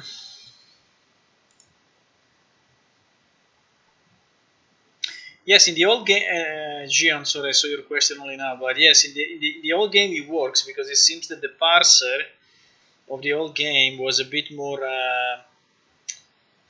accepting, to say, and so he was not caring about that. He was not caring about that extra character for some reason. Also because the extra character was in between two tags, and so the closing of one tag and the opening of the other, so I think he just ignored it. But the one of Unreal is a bit more... Okay, so I cannot find this quest, which is a prerequisite for quest 18. Okay, so let me check if we have this band the old Tark something in our database. So we need to check the quest table, and we need to check the quest table where name like, let's say, like Bandy Otka. I think this would be enough. Okay, actually we have this quest. We have this quest. That is a bit tricky because it means that this quest maybe was not loaded, because it's saying I cannot find the quest blah blah blah while loading the prerequisite script, loading quest prerequisite for quest 18. So well, this one is coming after, but should not be a problem because I think it's loading, first of all is loading all the quest names, and then it's loading, maybe it's the quote that is messing up with him. Maybe the quote that is messing up with him. Could be. Requisite quest 18. So there is a quest 18 where ID equal 18. I hope this is not too much of a spoiler, but it's okay. You know, there is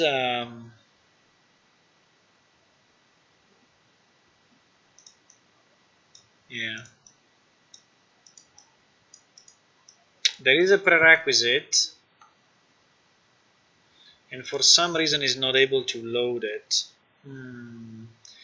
Okay, so we need to understand. That is not very easy. We need to understand why this happens. So my suggestion will be, hello Vanolan, welcome.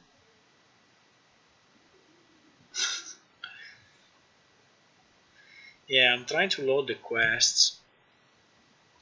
Well, actually, I'm trying to load the whole database. So what we are doing today is to move from the dummy database to a real database. Right? So I took a copy of the production database, and I'm trying to see what happens if I load it in Unreal. So if I let the Unreal server load the database, and obviously, as I was expecting, there are some issues, but it was absolutely expected. So we solved a few, and now we encountered a few new ones. So I'm just checking now this one. So we need to go, I think it is inside the preload of the quest. So I think it's either in Cache Manager or in Quest Manager. So we need to check.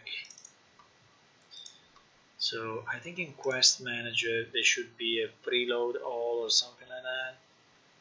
Pre-parse quest scripts. We have two parts. There is one, the same one is using main parse into program to be saved. The second is more lightweight. Blah, blah, blah, blah, blah, blah. No, that is not the part I was searching for. I think it's not here then. I think it's in.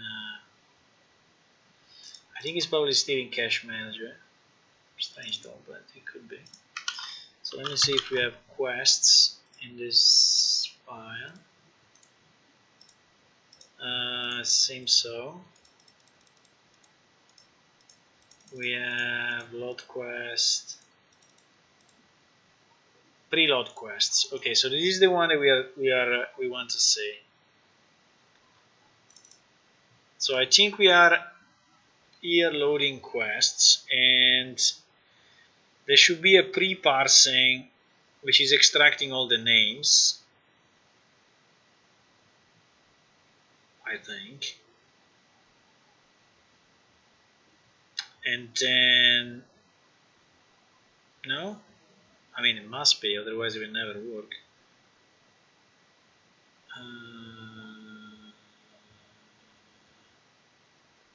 I think this one is loading. I don't know. Let's see what it's doing. Let's launch it and see what it's doing, okay?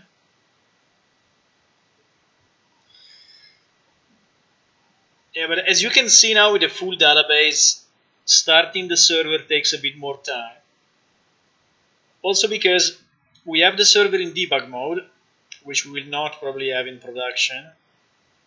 Plus we have a million printouts, so I'm really very verbose at the moment. We have a lot of logs. You see all this stuff is printed out. I would be interested to know what are these all this. Let me see if we are roughly where we were. So 96 spells loaded. So in the previous log we were at the responses though.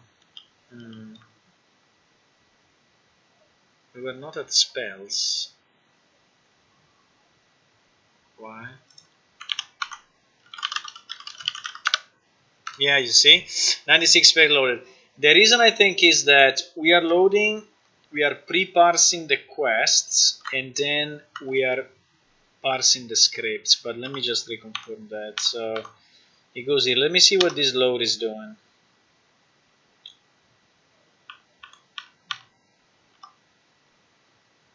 Quest load. Prerequisite. Quest ID. Cache manager get quest by ID. Parent quest. Master quest ID.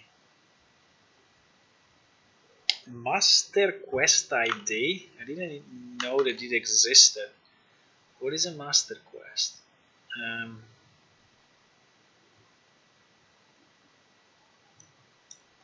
Master quest ID.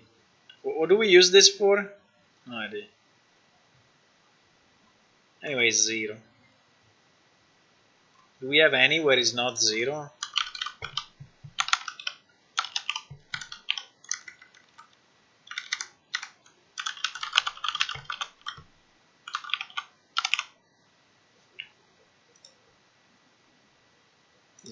So this field is not used. Okay, anyway, whatever. So I think there was the idea to have a quest derived from another one, but I have no idea what. I mean, I don't know. It's an old function. I've never used it.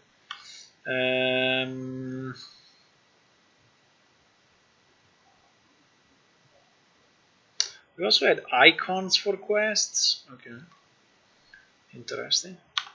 The value is expressed in second, blah blah blah, lockout time, infinite lockout.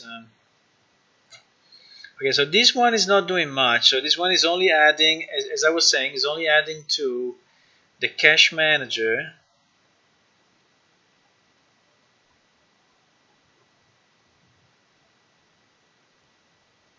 PS quest is only loading the basics of the basics. Okay, so and it's adding here then in this table, which is quest by ID, the name of the quest and the quest itself. So nothing, and the parameters. But I think the script is not yet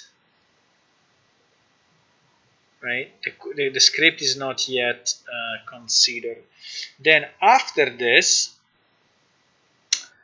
I think we have another function which is actually loading the scripts, which I think is probably this one. No, it cannot be this one.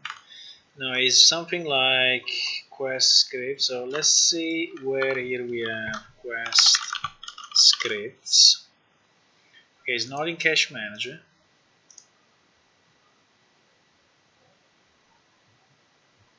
So it's in quest manager load quest scripts. Okay, so this one is initialized definitely later on. So if I let it go, you see, it will arrive, it will go, and then after a bit of time, it will arrive here.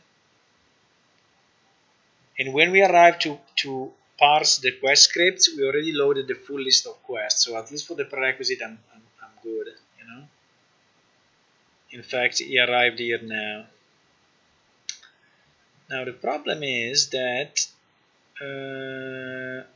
cache manager get quest by ID. So this one is the one that is fucking up for some reason. This one is the one that is fucking up. You know?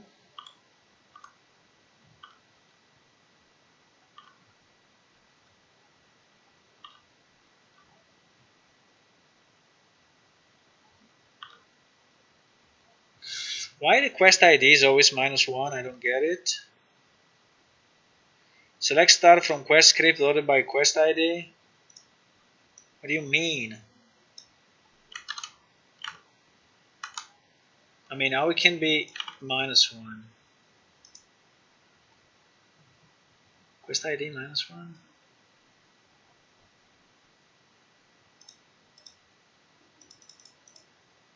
Those are the sub steps, maybe? Or it just stuff we were testing? This error will never be triggered. Okay. These are probably quests that we have just inside as dummy or tests, or I have no idea.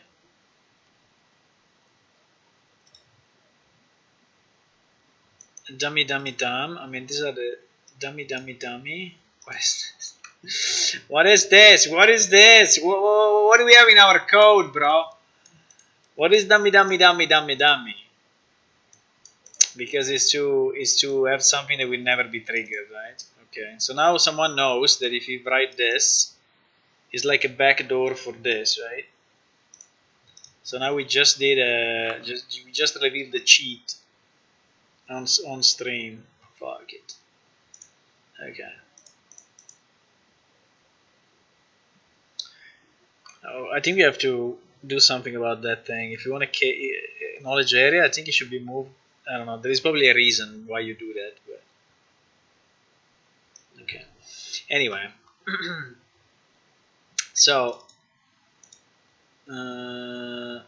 cache manager. So we are here. We are going through this, right? So let me exclude all of this because I don't care about that. So let me arrive at the point that I have one quest ID. Okay, quest ID 11, which is actually a valid one. Now here is trying to go inside cache manager get quest ID. This is what I want to know, is if my quest ID table, you know, this quest ID table as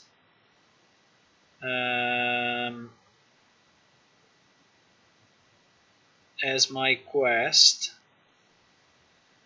which I don't remember exactly what was the name, was this one, right? Which was quest 1036. So what I want to know is if 1030, oh my god, 1036 would take me forever to scroll down.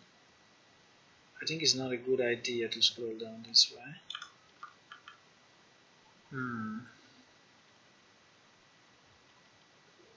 1000, wait. 1000, 1036.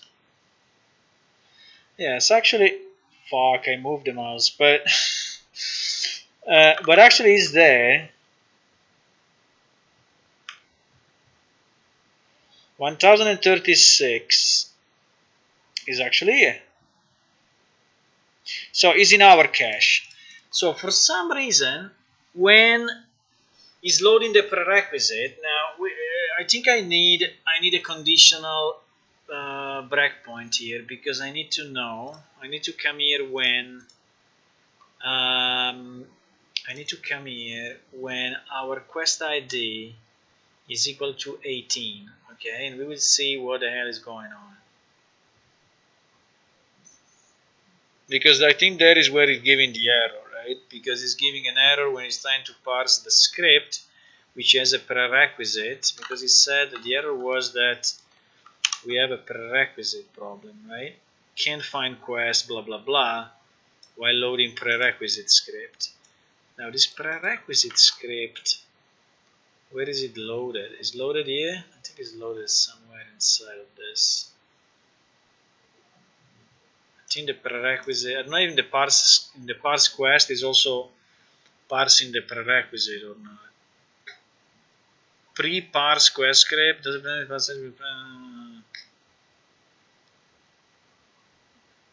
have no idea. I don't want to read all of this. So let's just run it and see. So I want a conditional breakpoint where quest ID equal to 18, right? And we add this condition. So now we can just run it, and it will break when quest ID is 18. Okay, so now we are debugging exactly the place where it crashed.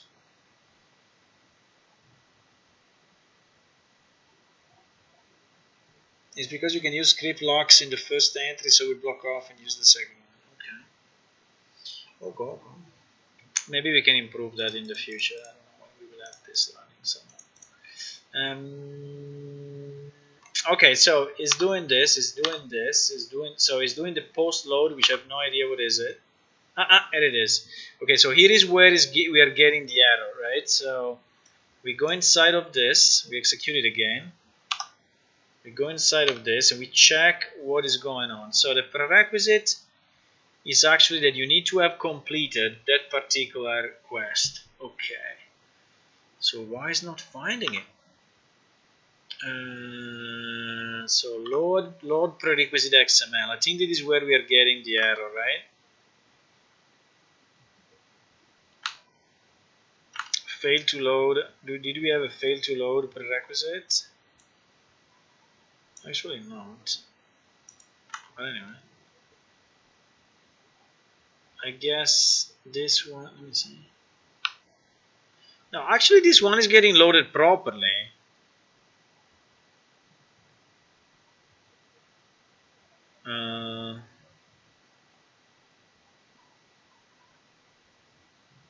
Okay. It's loaded properly, but a prerequisite is null. Okay, we need to understand why. The prerequisite is coming out of this function as null for some reason. Load prerequisite XML. Load prerequisite XML. Okay, so let me check. So the prerequisite is empty. Okay, the script is this one. Okay, so it's constructing an XML. Fine. Is getting the root of this guy. Fine. Is reading the pre-tag, which is fine. And then it's going inside of this function. Okay, inside of this function is checking again if the tag is pre. You fix me, get value tag is correct. I'm not sure actually, but it seems so.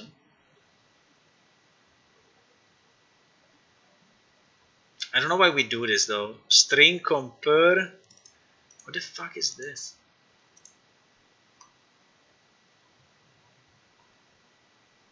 Because it's case insensitive. Okay, fine. Anyway, it's working, so I'm not gonna touch it. Never touch something that is working.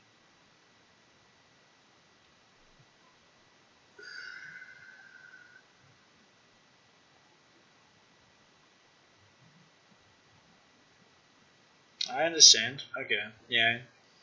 So it was like something that we did in the past and it can be changed now, but it's okay. So so why this is failing? So it's trying to get the child nodes. Okay, the child nodes are only one, which is our child node with our completed thingy. So the child node that is getting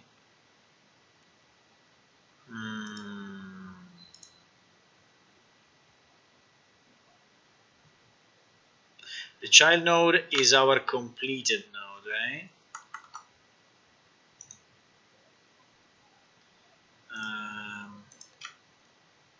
So it's getting the completed, right? So it's reading the completed thing, and then yes. So for that is okay. Up to here is okay. Then it's checking.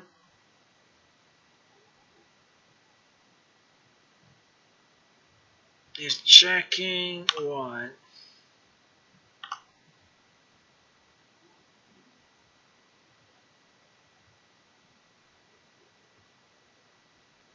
It's checking this node.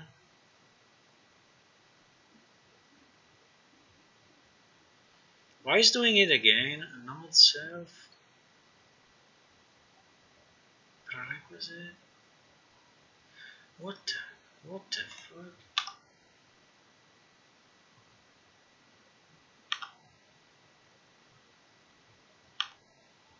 Okay, it's calling it again. Okay. Yeah, I think the get tag is okay. So I can remove these things then, but yeah, it's okay. So now it's trying to see if the top node has an attribute called quest, and I guess yes we have. And it's trying to get the name of the quest, which is band the octars here. So actually the name is correct. Okay. Then it's trying to understand if name equal to self, which I have no idea what is it, but it's fine, it's not. Then it's trying to find in cache manager the quest by name. So this thing is probably failing. Yes, exactly. This one is returning null. So we need to understand why. So let's go inside of this.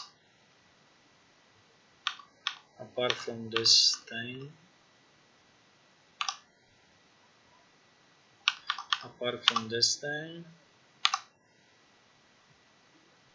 Apart from this thing. Oh, there's so many redirections, but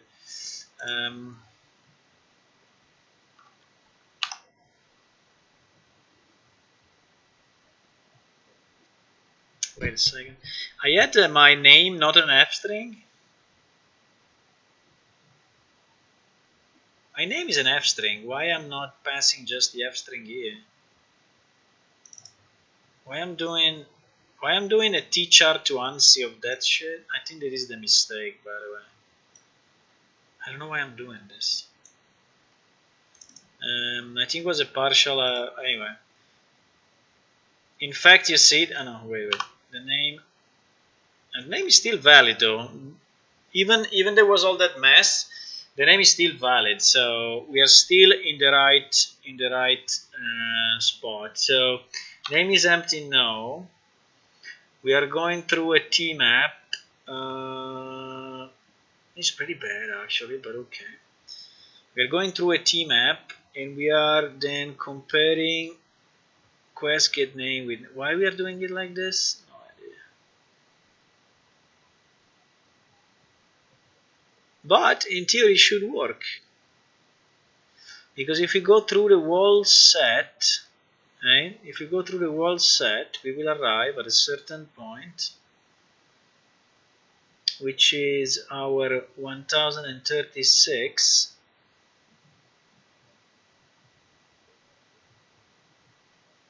Ah, the case. The case. Band the octars here, I think is not written the same way.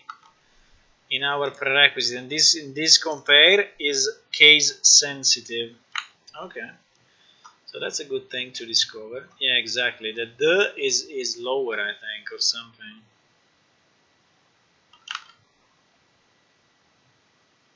No, I don't know. I have this feeling.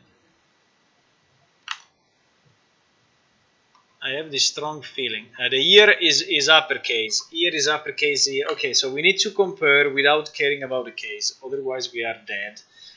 Okay, so let me start. This is why I was failing. So it's good. We found the problem. But let me simplify a bit this thing because I really don't understand why we are doing all this thing.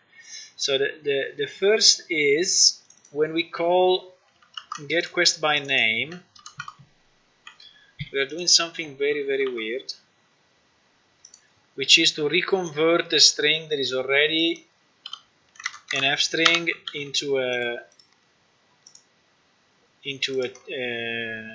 tchar and then back. So okay, so anyway, then the second thing I want to delete are these you fix me, because actually this is correct.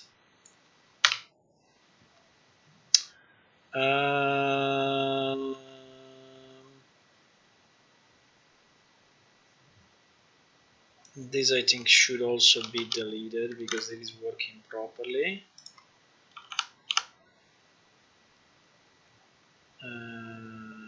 Okay, then let me remove this get quest by name also here because it's not correct. Okay, fine. Then as you can see, there are still some parts that have been commented out, but it's pretty much working. It's pretty much working. So then in the get quest by name, by the way, I think I can use then a multi-map, a t-map with a string. I don't know, but it's fine. I mean, we do it only when the server is starting up, so it's not at runtime. It's not when the game is running, so it's only at the server starts up. So no, I'm going to do case insensitive. So the compare will compare case insensitive, otherwise it would be an S, yeah. And it's how it's doing today in plane shift, otherwise it would in the legacy, otherwise it would fail. So when we are here, we do a string compare whatever, right? And can I open this?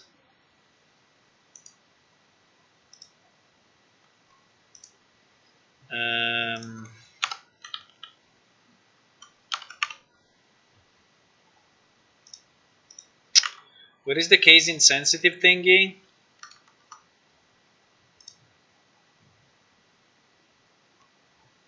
I have it here, right? I think it's quicker for me to jump.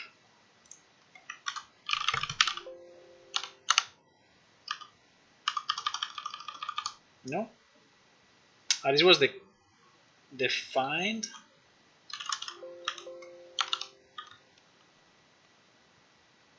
Was the compare compare with equal to 0. I mean, is this shit? Okay. So return 0 if equal. Okay. So we can do. So let me just understand the logic, otherwise I do it wrong. If is different. No, is if different because it was not returning 0, right? Okay, anyway. So if quest name compare to this name, which by the way is already an f string, so I don't know why we do that. And then we put ignore case, right? If this one is equal to 0, then we return the quest because we found it. Okay, nice. I think it's okay. Let's compile it and launch it again and see what happens.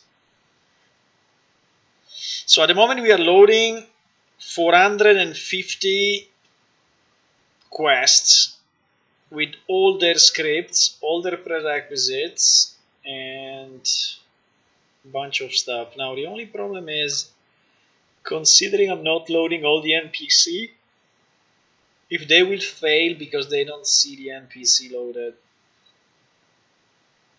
Because at the moment I have the NPC in the database, but I'm not loading them all in game. Okay.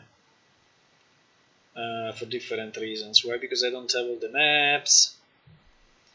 Let me just let it go and see what happens. We should reach the conditional breakpoint where we have the ID equal to 18 for the particular quest. I have no idea what are all these final expressions really, but okay. So now we are in the same place but with the code fixed, so let's see if it works.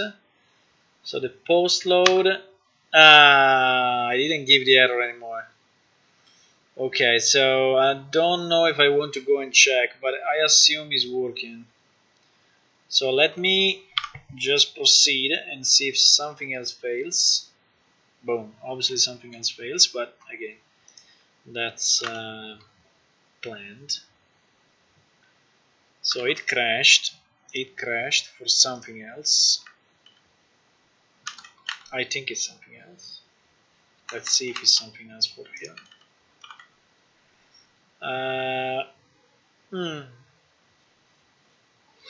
So item or category sub operator couldn't be found. Wow, what an error. Unknown require command require equipped category armor elms. Parsing quest script line 149, line 76. Okay, consider that this one is working in production, okay, because it is a copy of the production database. So the problem is not the script, the problem is the Unreal code that is not reading it properly or is doing something else, I don't know. So let's see, unknown require command, error parsing quest script. So let's first of all check, but I think it will be just this line. So script 1049, script 1049. But I don't think I want to check the script itself. I think that is the list. So unknown require command. Let me check this in the code. I think it's quicker.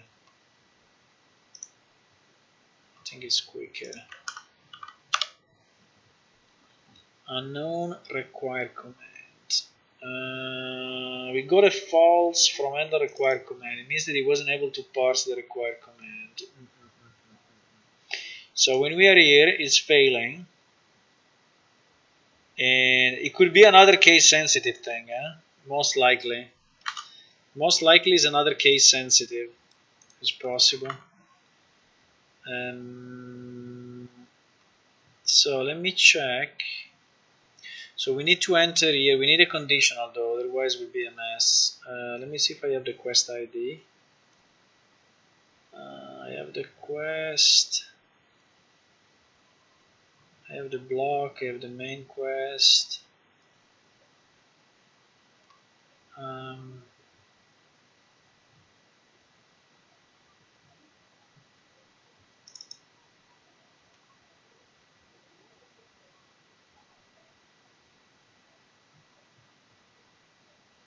I can do quest.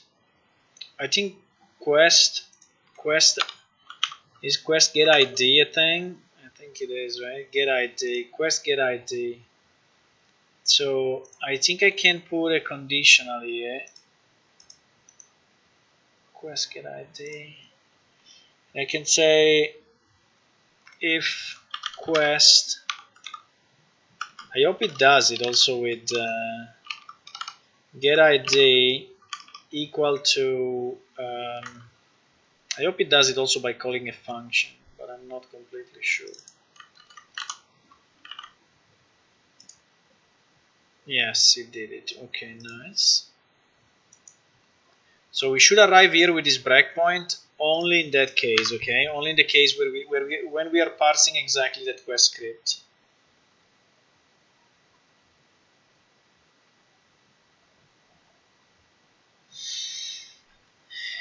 and see how we go. By the way, if you want to be notified by when I'm live the next time, please click the follow button on Twitch and the subscribe on YouTube, and this will help me. So the following breakpoint cannot be set. At Quest Manager CPP line 103, this expression as a side effect will not be evaluated. Mada. Okay, so it's not doing it because it's potentially, yeah, what I was thinking is a function, so it doesn't want to call a function. That's pretty bad, though. Well, it did it anyway. Oh no, that is the other one. No, it didn't do it. It didn't do it.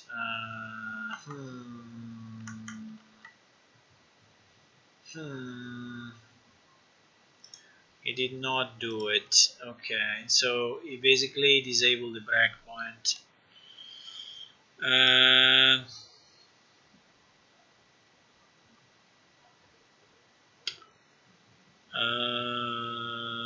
Okay, so we cannot do it that way. We cannot do it that way. I need to know. I need to have. Well, I can put just the quest ID before this, and then we remove it. What do you think? I think would be the simplest. Let me do this. Let me do int temp ID equal to quest get ID, and then we will add here our breakpoint, with a condition that temp ID is equal to, what was it? 1049. So this way it cannot complain. Then we will just remove that line.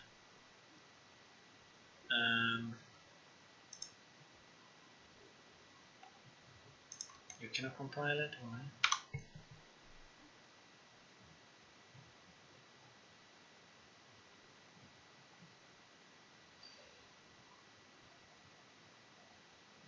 If you have any question, please don't feel shy. I like to keep it interactive, so if you have any question on the game, or what I'm doing on Unreal, on Plan Shift, on the coronavirus in Italy, on the weather of tomorrow. Okay.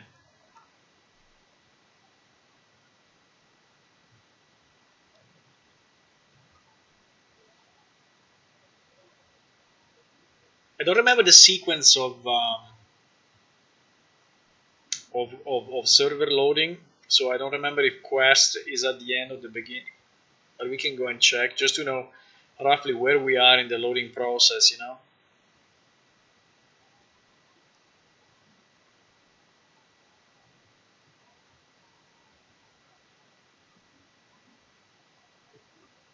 Crap. It crashed and it didn't go through that? What the hell? It's impossible. What do you mean? Script 1049.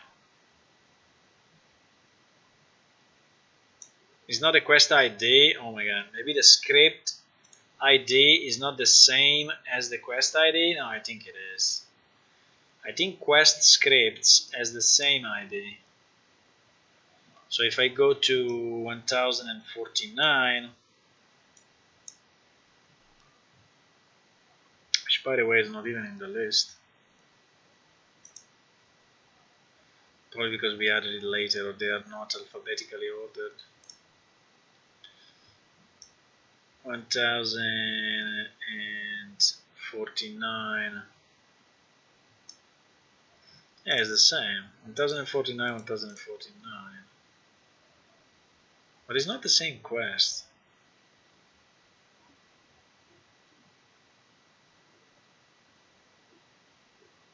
It's not the same quest. So it's not 1049. Why saying 1049?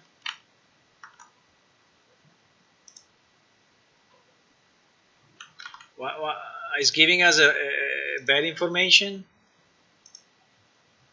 It's giving us bad information of what is the mistake actually? What is the error or what? Parsing quest script 1049 line 76. What I'm doing wrong, boys? Quest scripts, yes. 1049.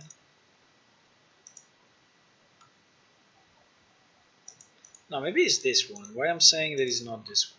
Why I'm saying it's not this one? Why I'm saying it's not this one? Maybe it's this one. Yeah, it is this one. Why I'm saying it's not this one? It is. It is. Require equipped category armor, blah blah blah. So okay, so let me just go inside of this and check if there is any case sensitive comparison. And I think, well, this one is insensitive, for example, or not. No, these are all sensitive, or no. String E, the I should be the insensitive, no?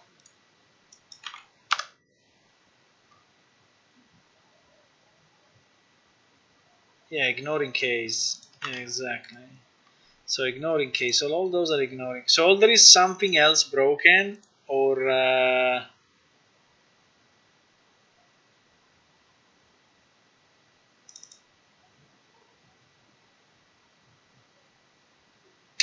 no, we need to go through this because we don't know what is failing. Something is failing. We don't know what is failing. Now the problem is how do we arrive to the point? Why my temp ID is not working? Because I put it on the same line. Because I put it on the same line and temp ID is not yet evaluated. I think no. I think so. Temp ID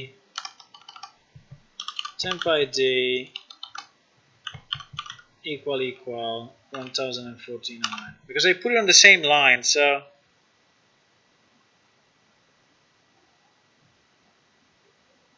yeah, it should be after. Yeah, exactly, Gian. Yeah, we had the same thinking at the same time. Yeah, I think absolutely. I mean, in this line, temp ID is not valid. I think in that line is not valid.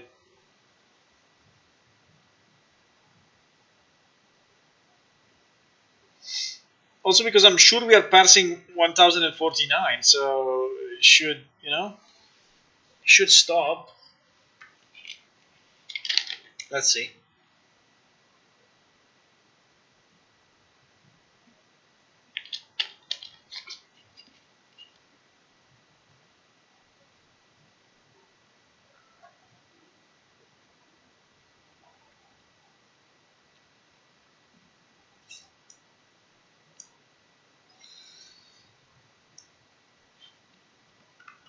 Is thinking a lot.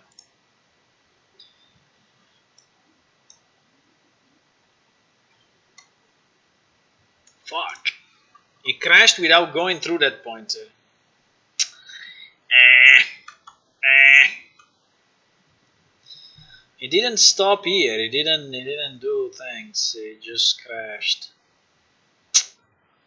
What should we do? We break here and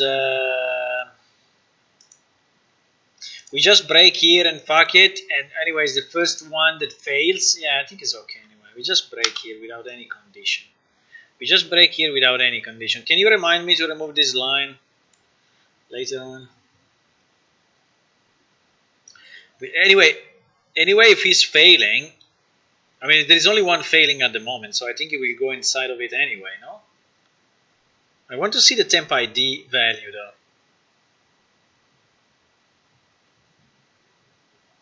I want to see the temp ID value. If it's not 1049, what is it?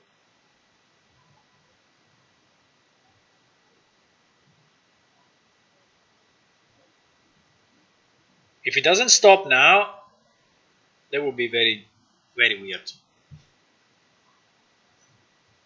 Very, very weird if it doesn't stop now. Okay, stop finally. What is the temp ID? What? 1149 and 17? Holy shit. Holy moly. 1149. Okay, so I know why, because our quest ID are actually it's too long to explain, but our quest ID are getting assigned different numbers when we load them based on the steps. There is all a logic, which is a crazy logic, but yes, this would never work with our IDs, because the get ID is not returning 1049. It's returning the crazy number that is the sub step, that is, so it's okay. Anyway, we stopped here. I hope the main quest is the right one. Yes, the main quest is a relay test. Hello, Norwin. Welcome. Temp ID is never used because compile optimize the way. Yeah, that's also a possibility. Yes, maybe. Give me quest second revision 2. Interesting. Okay, so let's see why this thing fails. Okay, why this thing fails. So we execute it again. We go inside this block, and for some reason this block is failing. So it's taking block list, which is empty, okay, and it's parsing it into another. No, it's taking block. Okay, it's taking block. Equipped category armor arms, and it's dividing it by a pipe. This does nothing because we have no pipe in this string, so this block list will just be one element with the full thingy. Okay. Then restore the entire pattern chunk of prerequisite, which I don't understand what it means, but if the result is positive, okay, block list, if it's bigger than 1, we have an OR. Oh my god. For block list, I don't know, I don't know if I want to read it. I think I will execute it until I get an exit close. These as no, not, or no, then we just pass the string as it is. But it's going in again, huh?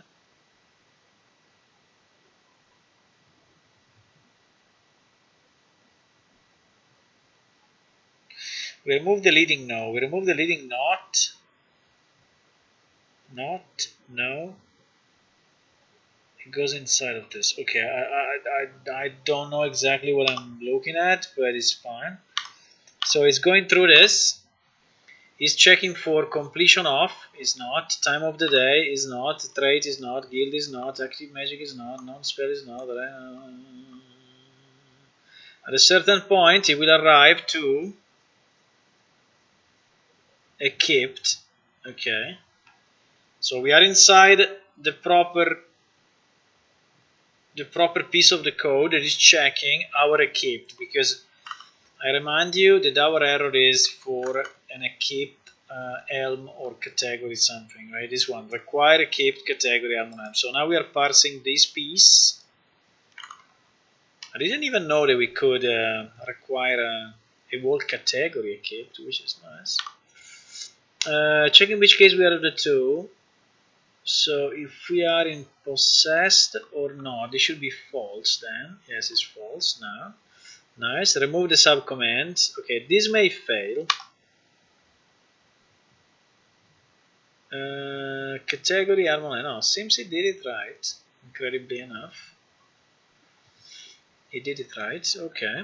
Then he's putting everything lowercase. Okay.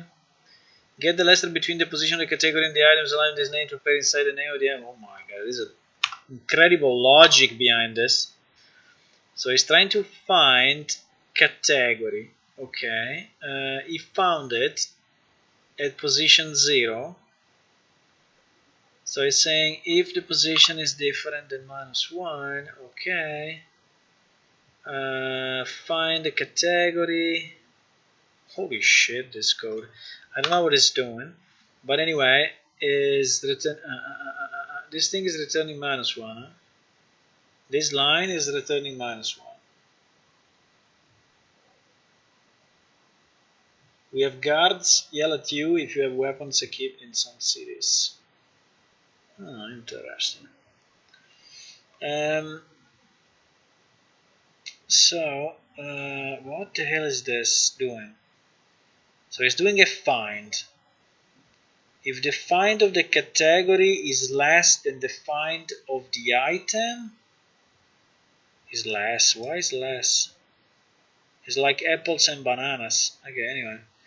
If the find of the category is less than the find of the item, then we find the category. If not, we find the item. Okay. Well, item is not found, so item will return null. We don't have item in this list, so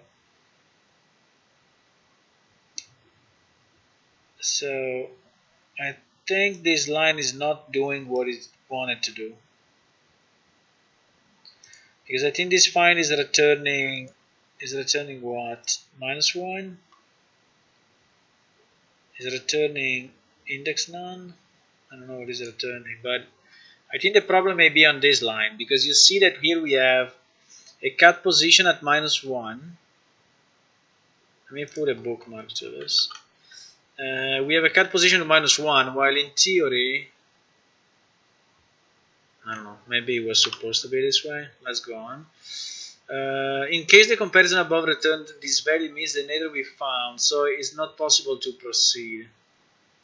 You see, this line is not doing what it's supposed to do. So here we are basically going back.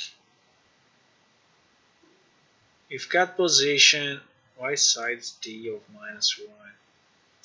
Anyway. Yeah, item or subcategory operator could not be found.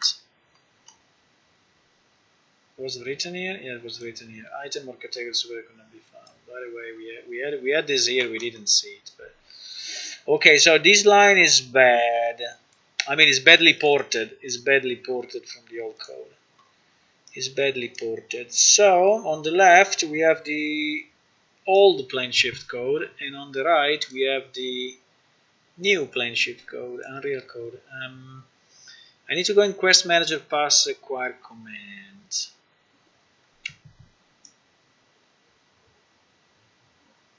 I think the only problem is that is returning -1 instead of 0 or something like that. That's the only issue.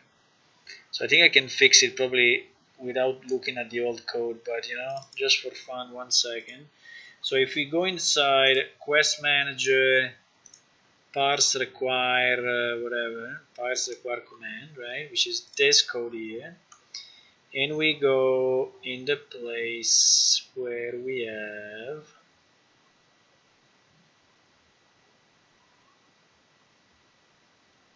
this line.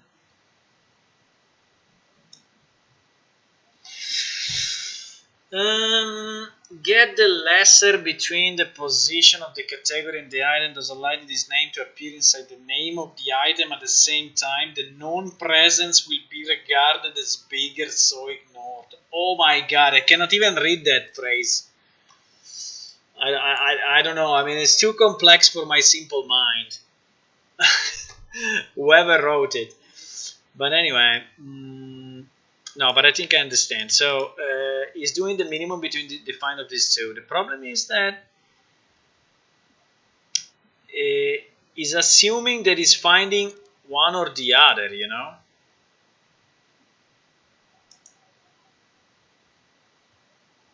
But so so he should be finding category, right? Because category is there for sure.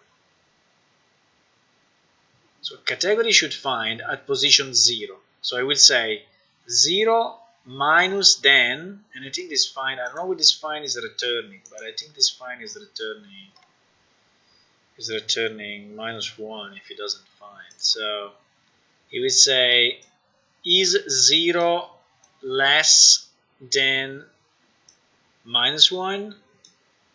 obviously not, and so it goes here, you see, and here we return -1 again, so we are fucked. So that's the problem. While probably in the old code, find was returning, I don't know what was returning, but I guess find the first occurrence of P such that the string starting in a position, return the first position of P, or -1. No, I was doing the same. It was exactly the same. Or -1 if not found.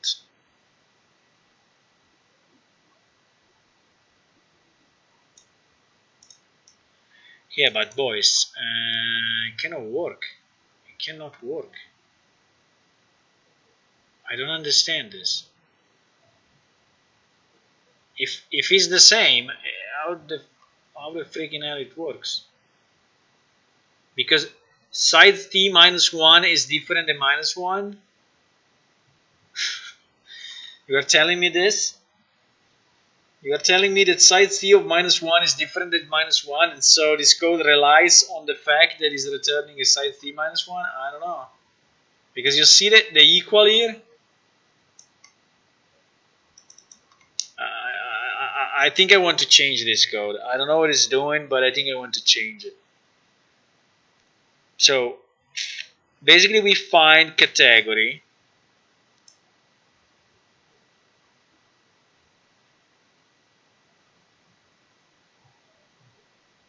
So if we enter here, it means that we found category, right? We found category. So at this point, what we want to do? We want to see if the category that we found, because there is a bit of a repetition, but we found it already, is before item. If item is not found at all, I don't even have to do this, right? So maybe I can do this case where item is not found, and I just skip the whole thing, and I do it only when item is found. And so in that case, we never be -1. Yeah, I think that's the solution. So I will do check first if item is present. Right? So we do if this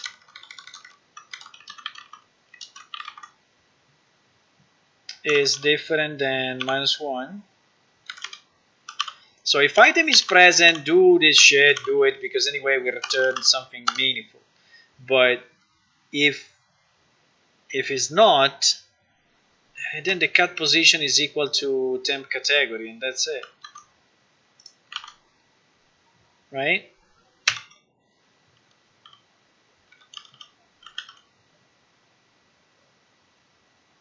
I think it's much cleaner. I don't know if it was relying on this size -t, but really, if it was relying on size -t, boys, GG. GG. Okay, so let's keep it like that. So now let's re-execute it. I think it is fine. You didn't remind me to remove the int thingy. We said we will remove it later. Let me. Okay, let me. We were inside what? We were inside. I have no idea where we were, boys.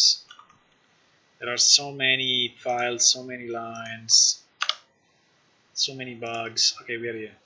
I will remove this, okay? Oops. I will remove this. Okay, let's launch it again. Now basically should not stop anymore. So the prerequisite of category only without item in it should be fine.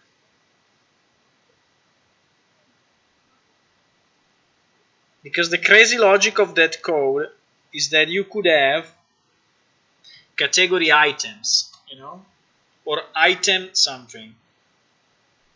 So the two cases is trying to check are if you have require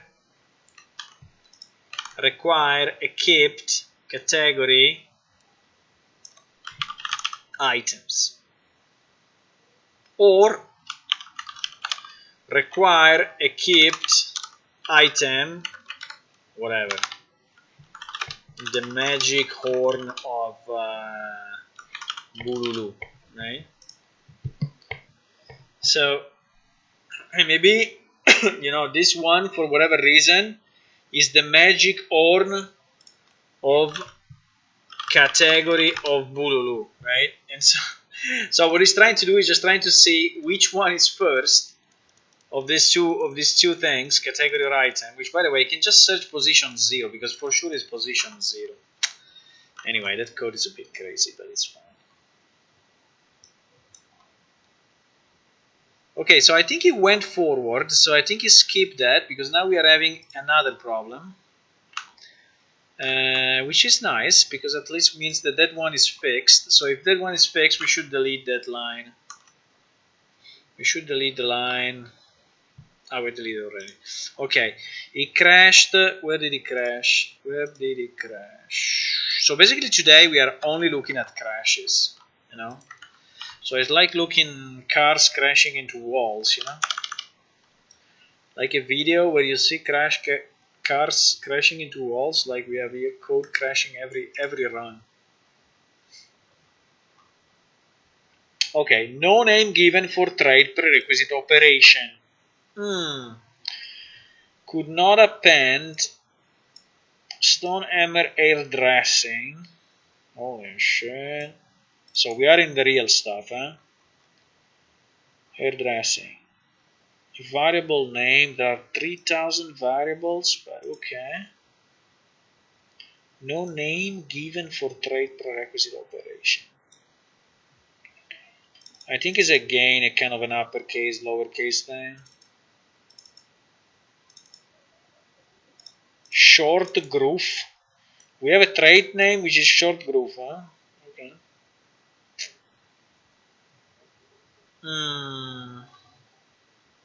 Okay, let's search this thing.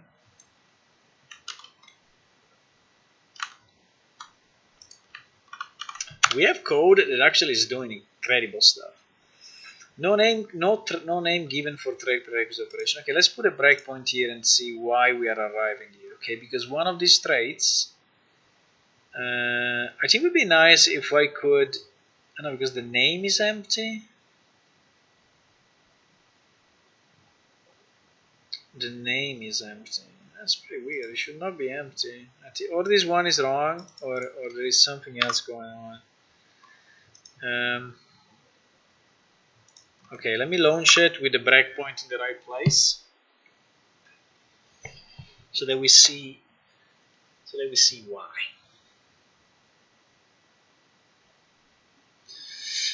So that we see why.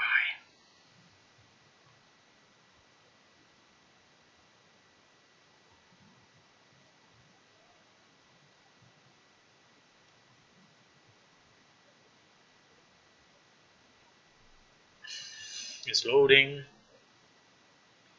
It's loading.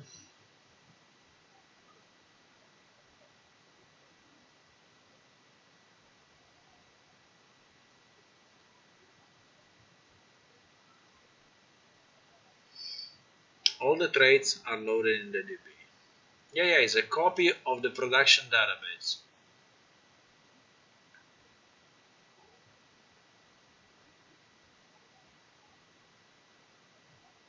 It's a full copy of a production database, so it should load it. I don't remember when I did it.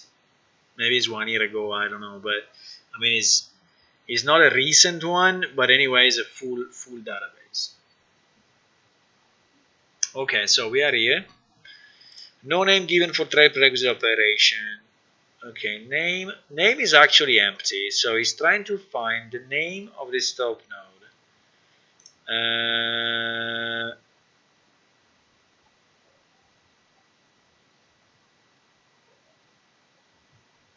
Tag trait attribute name value empty, and the value is actually empty for some reason. Location clean bird style RT, what the hell? Okay, in this mess there is one that for some reason is empty, or maybe there's something empty. How can we find it a bit more easy? Do we have any hints? Top node. The top node is called. The top node doesn't even exist. The top node trait, yes, but top node trait.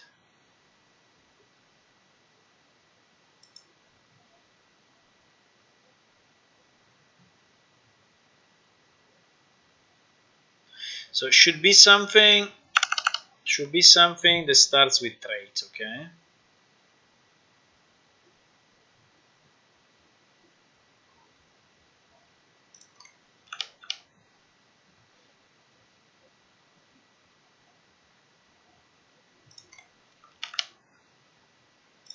Should be something that starts with trait.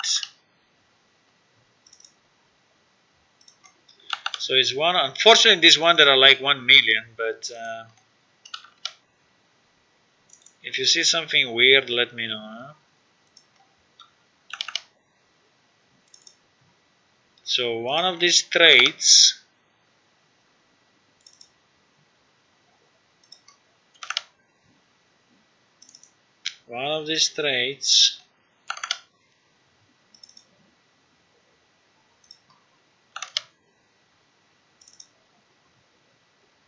was the last one. Fuck it.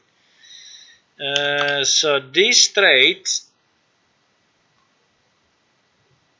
is actually empty.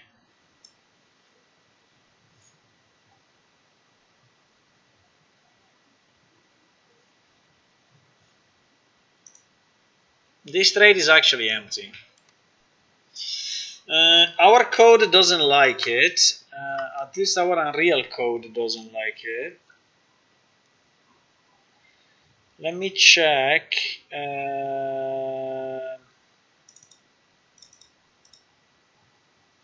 Well, let me check, because it's not a given. So let me check.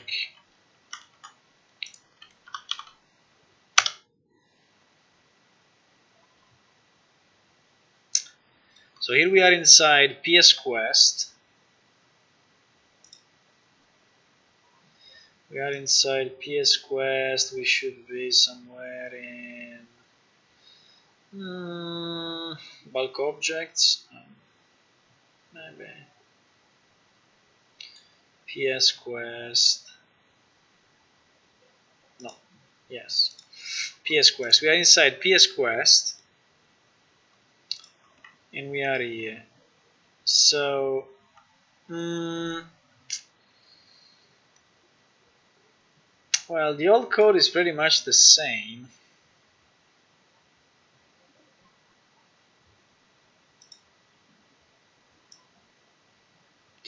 So it seems it doesn't like to have an empty trait. Now maybe we have this also in the old.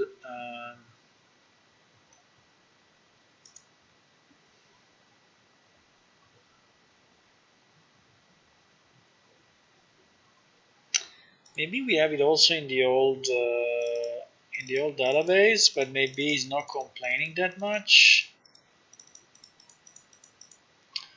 That is a good question. Can I check if in the logs of the production server this quest is anyway not, I mean, it doesn't like that option. Maybe just keep that option, but it's not crashing, because here we are crashing, but the code seems to be pretty much the same. So if the name is empty, it doesn't like it, and it returns false. So it's basically exclude that trait. It cannot be false.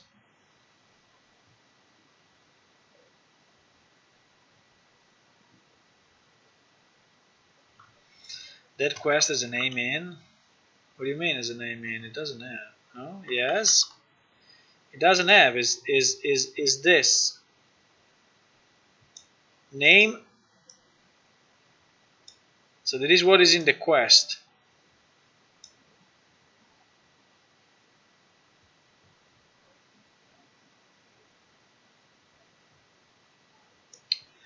Quest 1469. I can check it, but I think that is exactly what is in the quest.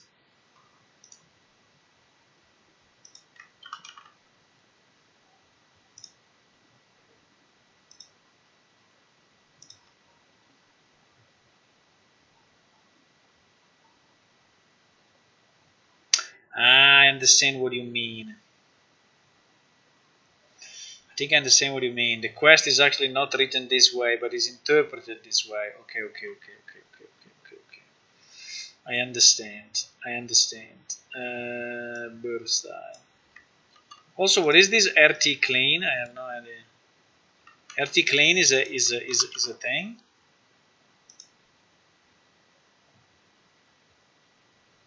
Ah, okay. Actually, in the original quest, we have this phrase.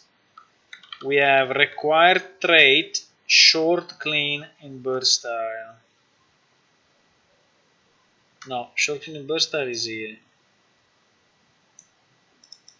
Yeah, there is some mess up in. I think there is some. Oops. I think there is some mess up in the parsing. You are right. I think there is some mess up in the parsing.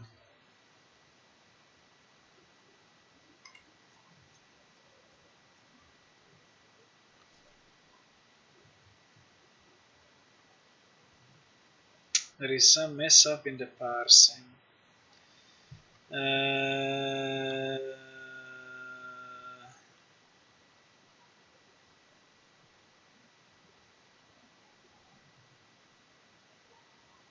Yeah, the problem is in which step it is, because we have it in like 3 million steps.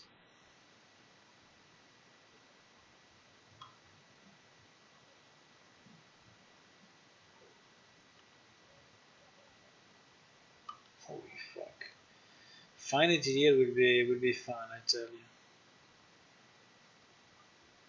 Finding it here would be very fun. I mean, the quest is working, okay? Because it's working in production. Yeah, short clean is truncated. Yeah, it looks like. But I'm trying to understand why.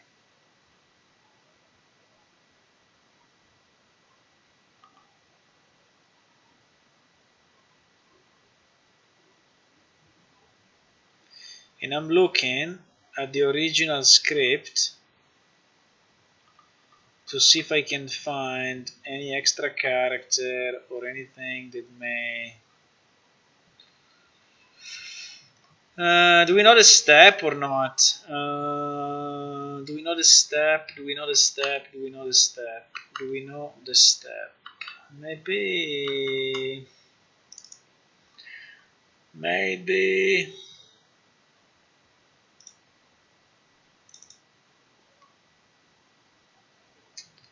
Load prerequisite.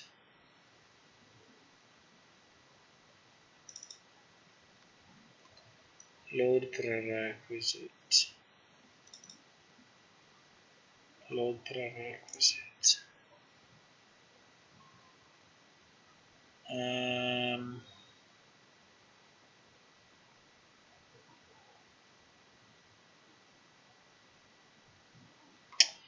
I don't know if we know the steps in which we are. That would be nice.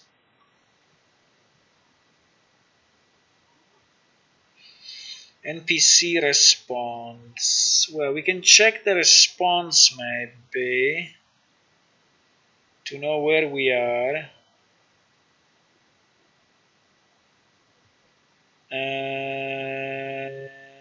OP. We are inside an NPC response, so in theory I should be able to find the ID and the response. Oh fuck, the response is not parsed yet. Wait. Stone Emerald dressing step 79. By the way, I remember this 79. Maybe it told me already. No. But it says step 79. I think we are inside step 79. Let me see from the original script if it makes any sense. 79. Yes, we actually have a step 79.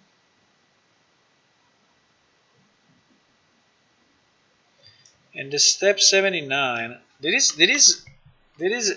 quest script abuse, by the way. What the hell is this thing? I mean, what? What the hell is this thing? There is abuse of fucking quest scripting. What is this prerequisite? Look at this. He's a monster. He's a monster. He's a freaking. I don't know what he's. I don't even know what he's doing, but it's scary. This is just a prerequisite of an answer of an NPC. Imagine how much that NPC has to think before answering. He has to think so much. He has to think so much. I tell you, so much. Let me see if it's the same, but I think it's the same because he's asking require variable blah blah blah original brain style. Then it's saying no completion of step 24. No completion. Yeah, it's this one, you see, because it's starting here and it's saying original no completion of 24, no completion of 37, and then it's saying original birth style 1, yes, which is this one, and no trait short graph bit. Okay, so it's this one. Is this one. So he's trying to parse this thing. Now, what is the issue with this line? It doesn't like, basically when he's parsing this line, it's fucking up. I mean, it's parsing all the previous one right, and then this one is parsing it wrong, which is a bit crazy. But it is what it's doing. Do you see any difference between those? I don't see any difference. Well, the only difference is that this one has a space, has an extra space at the end, but bro, I don't think an extra space can kill us, right? But actually this one has an extra space at the end. But I don't know if that's, all the rest is identical. Require no variable quest 69 original burst 4 no trade short clean burst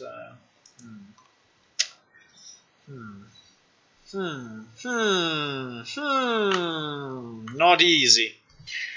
Okay, so you see, the good news is that he's failing before arriving here because the name is actually wrong and the location is completely fucked up. So for some reason, when he's pre-parsing this, now we need to understand where in the code is pre-parsing that stuff. Pre-parse prerequisite script. I don't know where is it because it's not here. I think it's in the.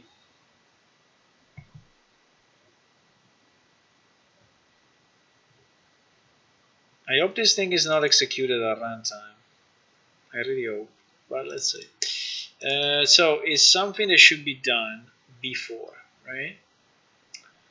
Before where though? Load prerequisite XML. Maybe easy.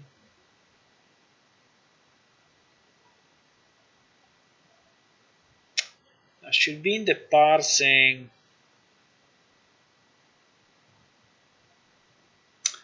Should be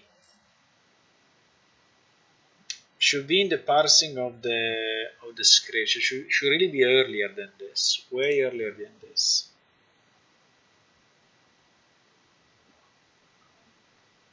I can't see in my phone, but I think the last line misses an in.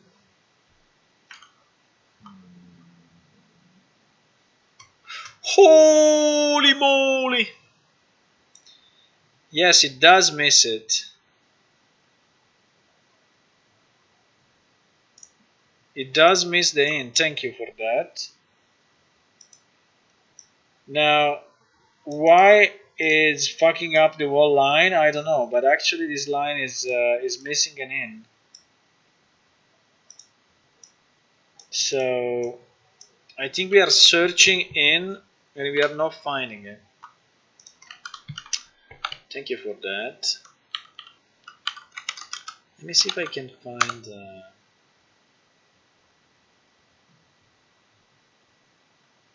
So that quest is actually kind of broken, but it should not break that way. It should give another error, but why is not?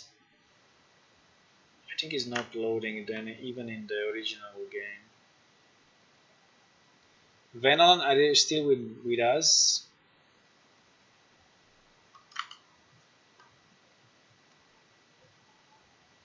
Because I think this is broken, huh?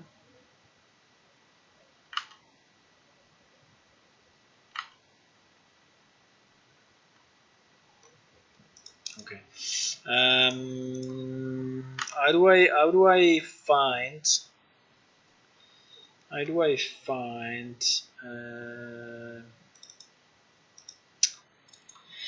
How do I find a piece of code which is parsing that line?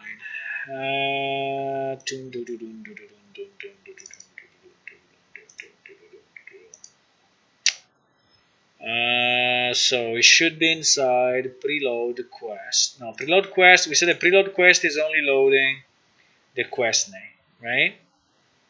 And then we said that inside quest manager we were loading the scripts. So in these pre-parse quest scripts,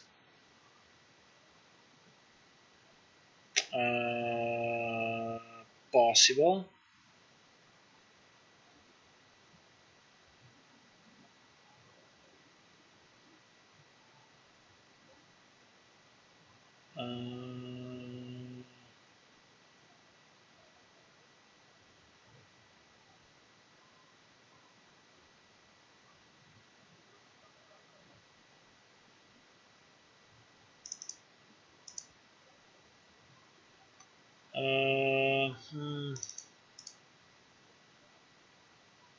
But I think it's here.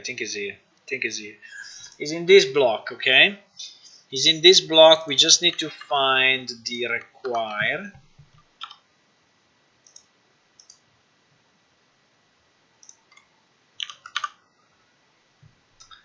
So inside the require,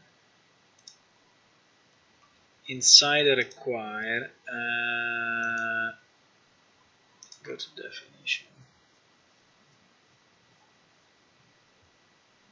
You're still with us, huh? You're still with us. Okay, you see that this line is wrong, is missing an in. You see that every line have in birth style. This one has no in. The last one, which is the one that is breaking things. And so I think it's actually the quest that is written wrong. At the same time, it should not crash the server, but it's not crashing the plane shift one, it's crashing the Unreal one. I mean, not the legacy, but the Unreal. But anyway, this quest definitely has a mistake. So it's the step 79. Is the step 79 of quest ID 1467.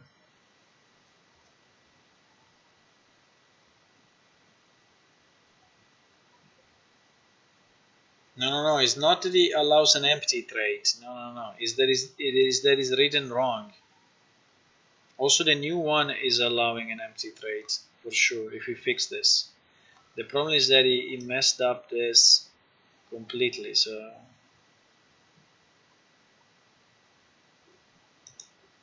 In that sense, I understand what you mean now.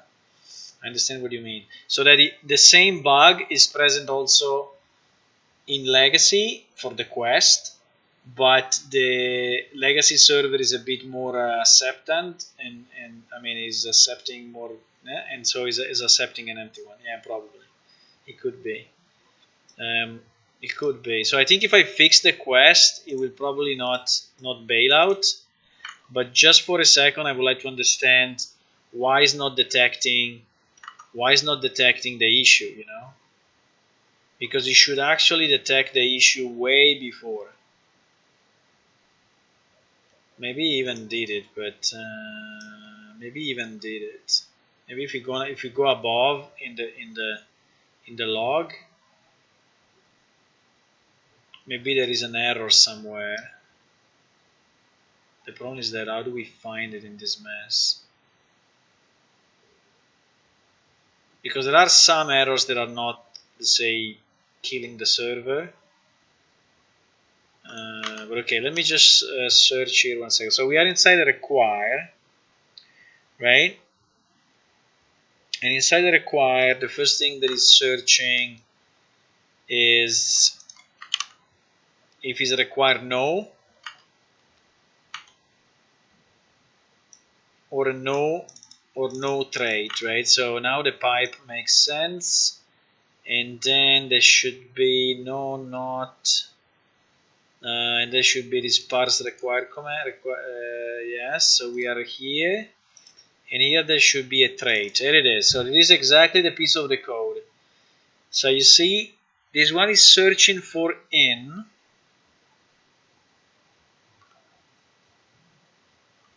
So is the in always required? Because if it's always required, I can add here an error of something. I can add a check that is checking if in is present. Delimiter arguments find in all cases from start 0. Other letter start and location delimiter +4.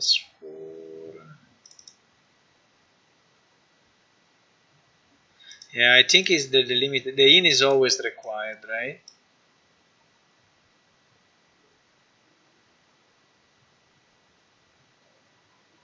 I think the in is always required. Can we decide if the in is always required or not, or if there is another case where you can use trait? You can use trait without in. Because from the code I cannot fully understand it, but is required, you think? Okay. Yeah, because it seems to me that it's always searching for it. So I can check it here. I can see if the limiter.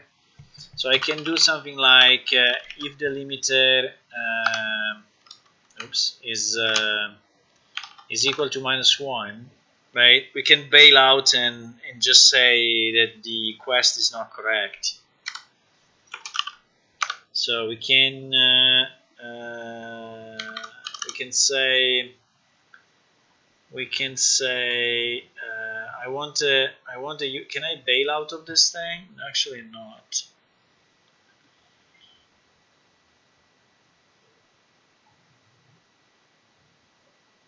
Well, there is a bool result though.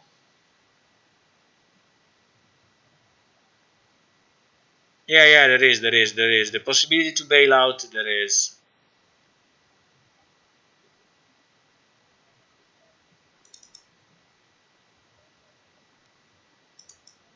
So I can bail out. I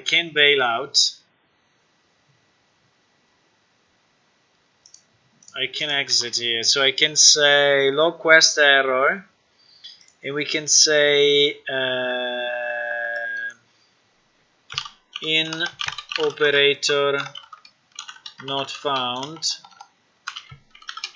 in trait definition.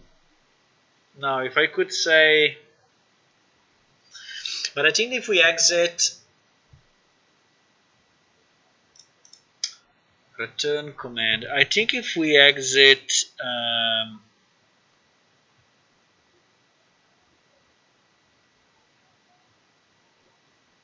let me check that other way to exit. I think if I just return the block, I mean the full block. I don't know what happens if I return the full block, but I think it's okay. I think let's return the full block and see what happens. Because this one is called by... This one was called by parse. Let me go back.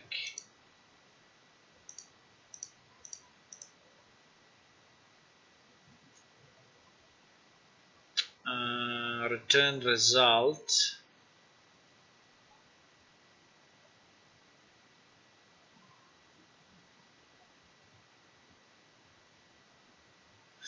Block should be empty anyway, because anyway, block will not. But anyway, result. This will return result to handle required command to here. Yeah, so it will bail out here anyway. Okay. Is it printing out the block? Yes. And okay, I think it's fine. I think it's okay. I mean, it's not much better, but it's a bit better. Okay, so let me stop it, recompile. I mean, it's not great, but it's a bit better.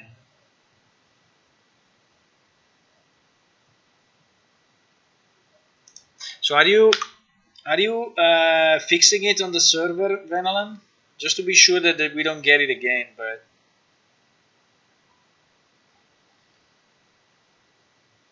if you are fixing it in production, I will fix it in my database. And 1469.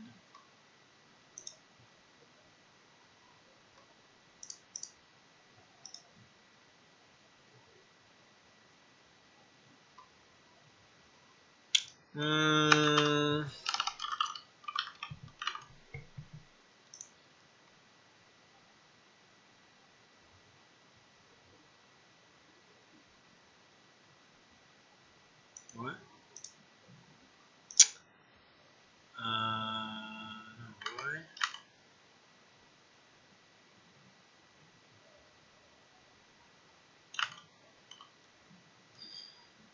Quest 1469, huh?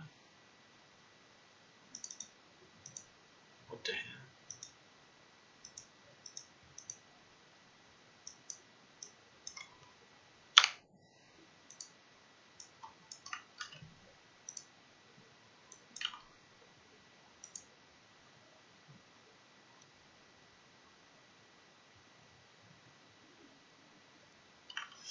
Yes, but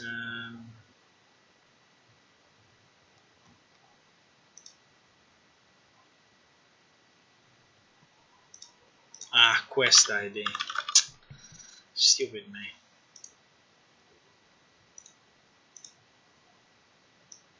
Okay, let's see if it crashes better. And then we fix the quest, but I think it will. Let me see. So let me copy the log. So I launched it. I just want to see if we have a better output now. Yes, it says in operator not found in trade definition. So I think it's a bit more explicit now. And he's sending you here the block, you know. So yeah. So I think it's a bit better. I think it's a bit better. I mean, it's not great, but it's still. I think it's good. So there is a step 79 somewhere here. Holy moly! Then I would like to know what this quest is doing, because I think the way you did it is crazy. I think there must be a better way. 79. Bird style in bird style. Apply. So now we did it just on our machine, but I think Venom is going to do it also in production. You fixed this? Okay, nice. Thank you. Production and test, perfect. Thank you. Okay, so we are clean. So I can launch it again and see what happens. So now we fixed it. So it should not crash there anymore. But you see that it's crashing. At the moment, it's crashing when there is actually an error in the database, which is okay, which is good, which is nice.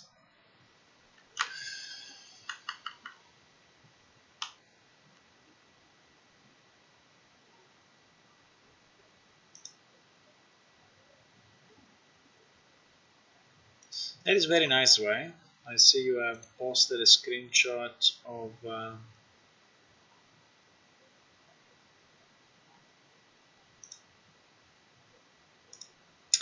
Procedural procedural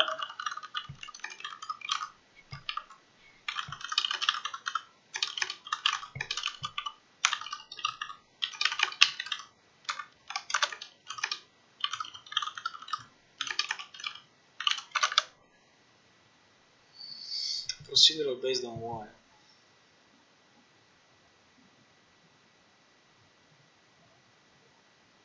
Yeah, but I think like those complex. I think I can give you a better way to do those complex checks. So I don't know exactly what you are doing with all these require, step. But I think I can expand, request system in a way that block is. I would like to understand from you what is that block. I mean, why is that? Why you need 79 steps to do an hairdressing thing, and why we cannot just transform into a functionality, so into something that is. I'm pretty sure there is a better way. Is what I'm saying. There is a better way that is simpler. That probably was not possible in the previous. So it's seed based and cooked from editors and no cost runtime. Okay, so to me the only points way is that every player will see the same. So if it's seed based, I think it's good because so every player will see exactly the same stuff.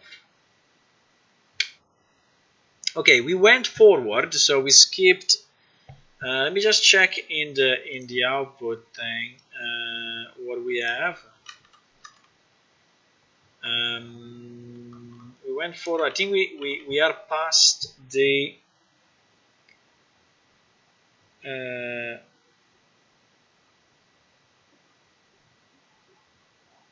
Started creation manager. Okay, I think we are way past where we were. So we loaded chat, guild, question, character, loot rules, NPC spawn rules. So we loaded a lot of stuff really, and now we are inside this. So assertion failed. Mathscript.cpp line 1186 error in required variable actor not supplied in environment. Unfortunately, it doesn't tell me in which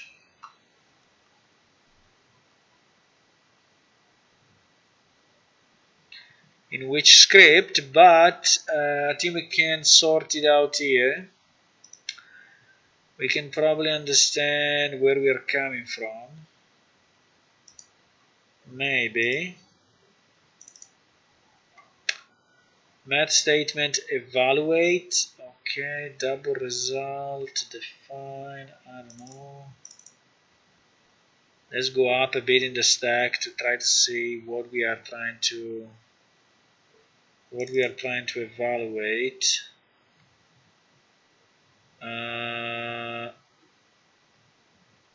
Bunch of other tests. Okay, so this is my. Why we are failing here now? we executed this code million of times.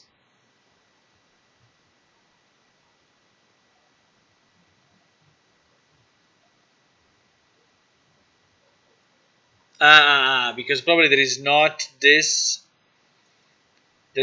script that I put in as an example.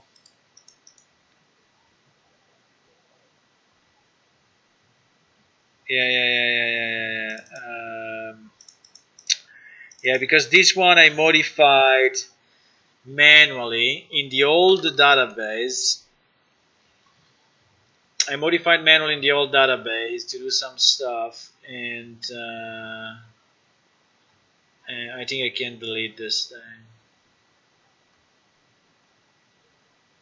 But just an example. I think all of this I can delete. By the way, these were a bunch of tests that I was running just to understand if the engine was working.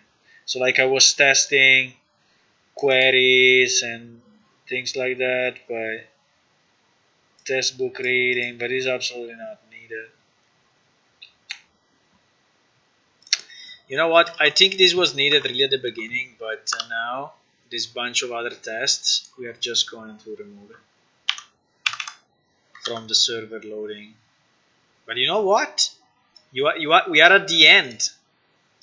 We are at the end of the loading, so I think he loaded everything. I think he loaded everything.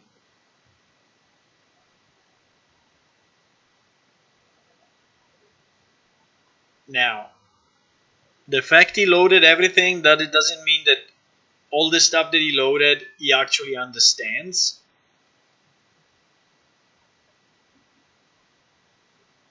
But still,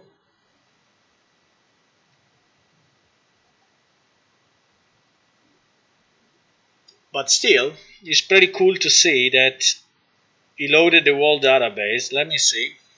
I think we are at the end because there is the last one before init game mode.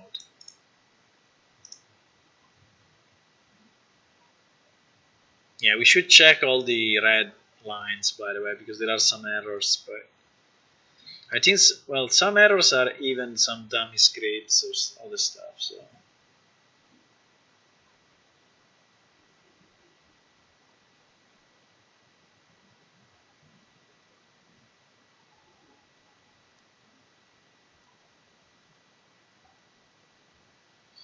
it's loading million stuff. It's a limitation of the quest logic. Yeah, Peter said. Yeah, exactly. Maybe we can do something to simplify it.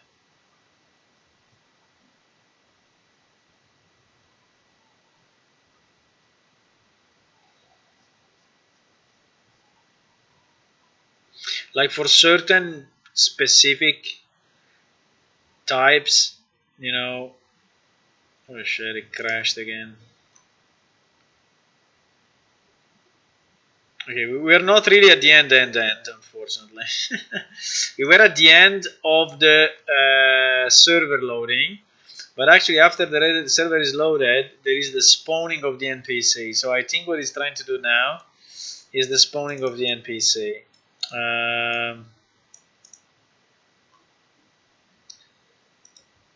He's saying, let me just copy so it's a bit bigger. He's saying this. He's working on the behaviors. Right? He's saying error NPC type 207, no XML root in NPC TypeScript of blah blah blah. So I think here again we may have some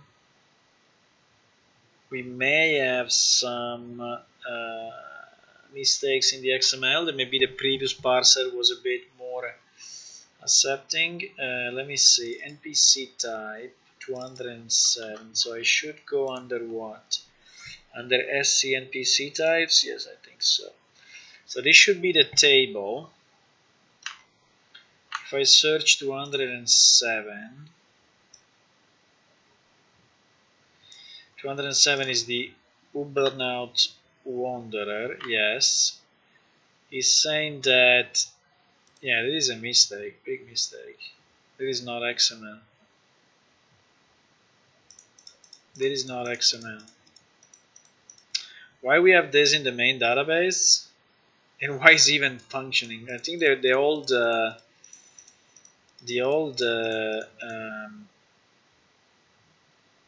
parser was acting differently. It was probably closing tags automatically. Now I don't know if I want to change it. I mean, obviously this one should not be like this, but should be like this, right? The problem is the old parser going to really consider this or not? Let me see. NPC type. No XML in NPC type script. Let me check if somewhere here in the code.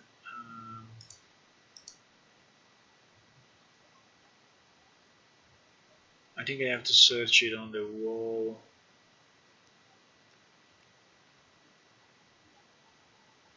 I think I have too many files open. Huh?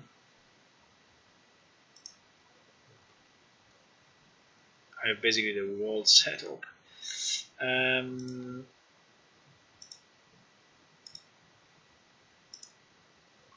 Okay, so the error is here. The error is here. Is searching for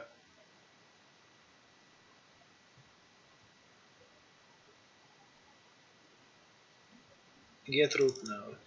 Yeah, okay. So because it's not properly formatted in XML, the point is, if you only have an empty, what does it do, right?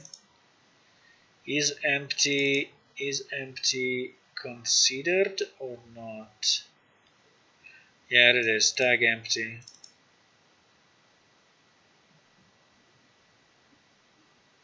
It does nothing. Okay, so there is a problem in our database as well, because these ones are all wrong. They should be the other way. Now also for this one we need to decide what to do. We need to decide what to do.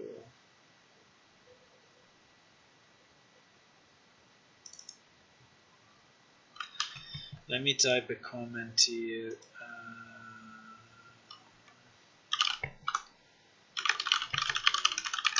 The problem, the NPC types. There are 4 defined in not correct XML format. In particular, I'm writing on another window, but in particular, so we have 27, 28, 29, 27, 28, 29, 210 in ID. Sorry, have empty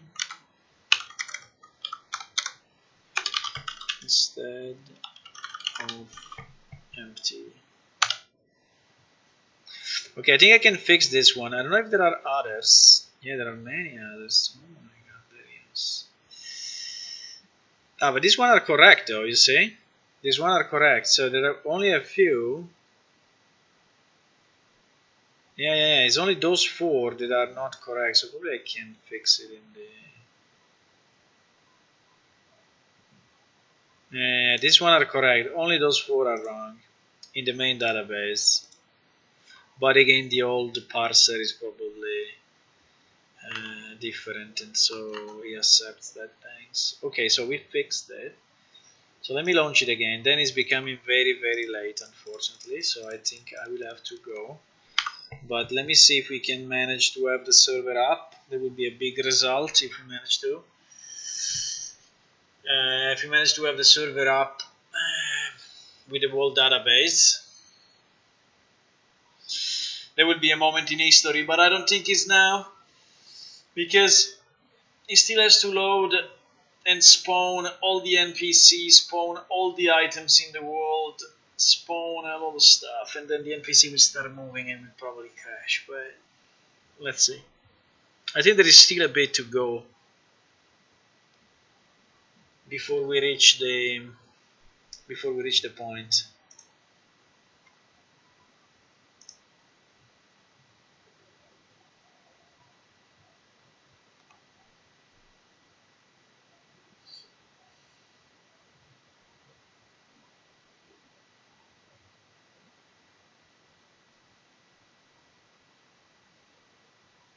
And then we will have to check all the red lines, because all the red lines are potential problems. Not blocking, but still something that we need to look at and see if they are the same with the legacy server or not.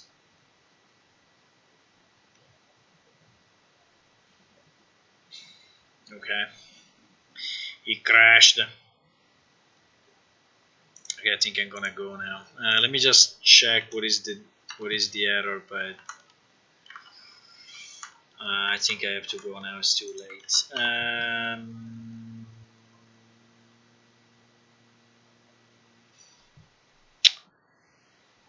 He has some problem in calculating repopulating NPC. Yeah, so it is like loading the NPC. And is, I don't know what it's doing. It's trying to do, I mean, the NPC is starting to go live, you know. Now this one doesn't seems to be critical. Then it's pushing items. I don't know, something is happening. Let me see if the stack is of any buddy manager. Load buddies. Load buddies of who? I mean, NPC do not have buddies, so what do you mean load relationship? Okay, so it's loading the relationship of an NPC probably. I hope it's loading it only for NPC, not for everyone.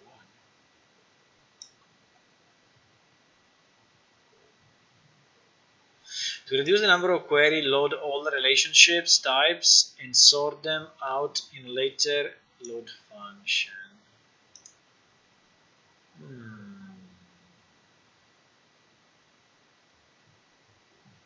Okay, we will have to figure this out. He's trying to load. I mean, it's going inside a character number 31. Let me check who is this guy. Character number 31. Character number 31. So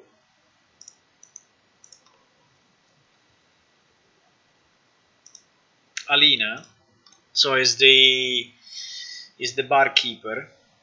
Okay, so he's trying to load Alina, and for some reason he's finding some bodies for her. I mean, she cannot. She's an NPC. By default, she has no friends. That's interesting.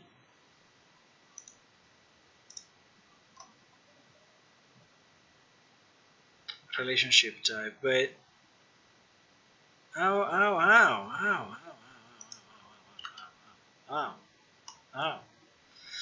So relationship is under character relationships, right? Where we keep tracks of like pets and whatever, marriages and whatever. So let me do where character ID equal to 31. I mean, did she marry someone and we don't know? No. Related ID? Yes. Someone added her as a buddy, and she said yes. Is impossible. It's an NPC. I mean, what's the point? But for some reason in our database there is an NPC that is a buddy of someone. Maybe that someone is me. I don't know. Who are these people?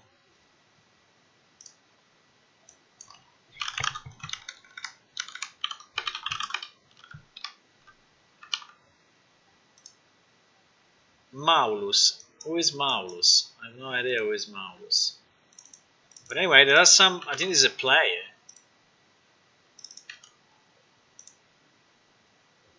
Argitle. I don't know. These people have a relationship with Alina, and we didn't know. And Netris.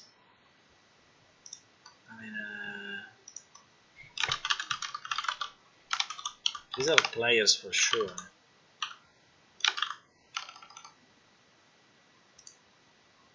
They are players. No idea. They managed to marry Alina somehow. I have no idea. Okay, but it is something for another day. It's really, really, really late, but I'm pretty positive that we are loading this. I mean, all the hard stuff is loaded, all the behaviors, all the... There's a bunch of stuff here. You have no idea how much stuff is getting loaded now. All the quests, like 500 quests, 193 NPC spawn rule, 77 loot rules, and I don't know. I mean, if I search loaded, I think if I search loaded, I think we will find all of them. Maybe if I kept a good no.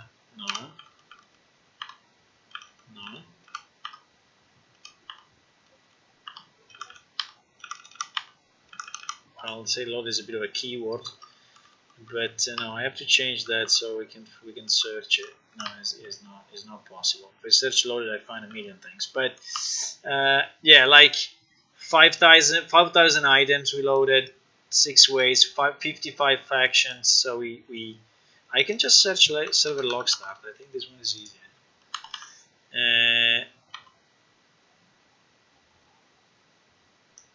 What's going on? We loaded 96 spells. We loaded 448 quests.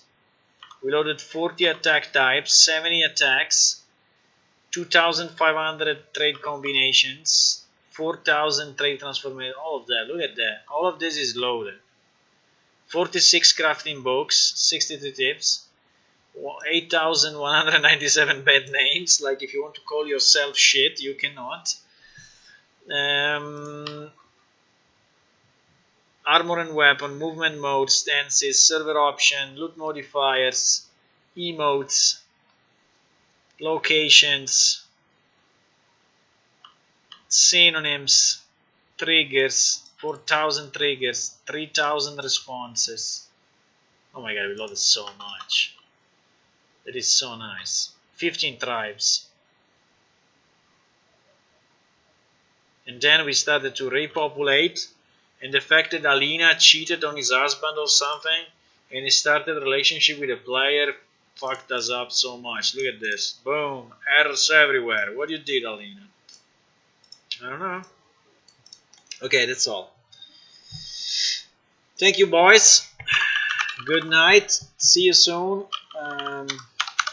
We're getting closer. We're getting closer. I feel it. I feel it. We're getting closer.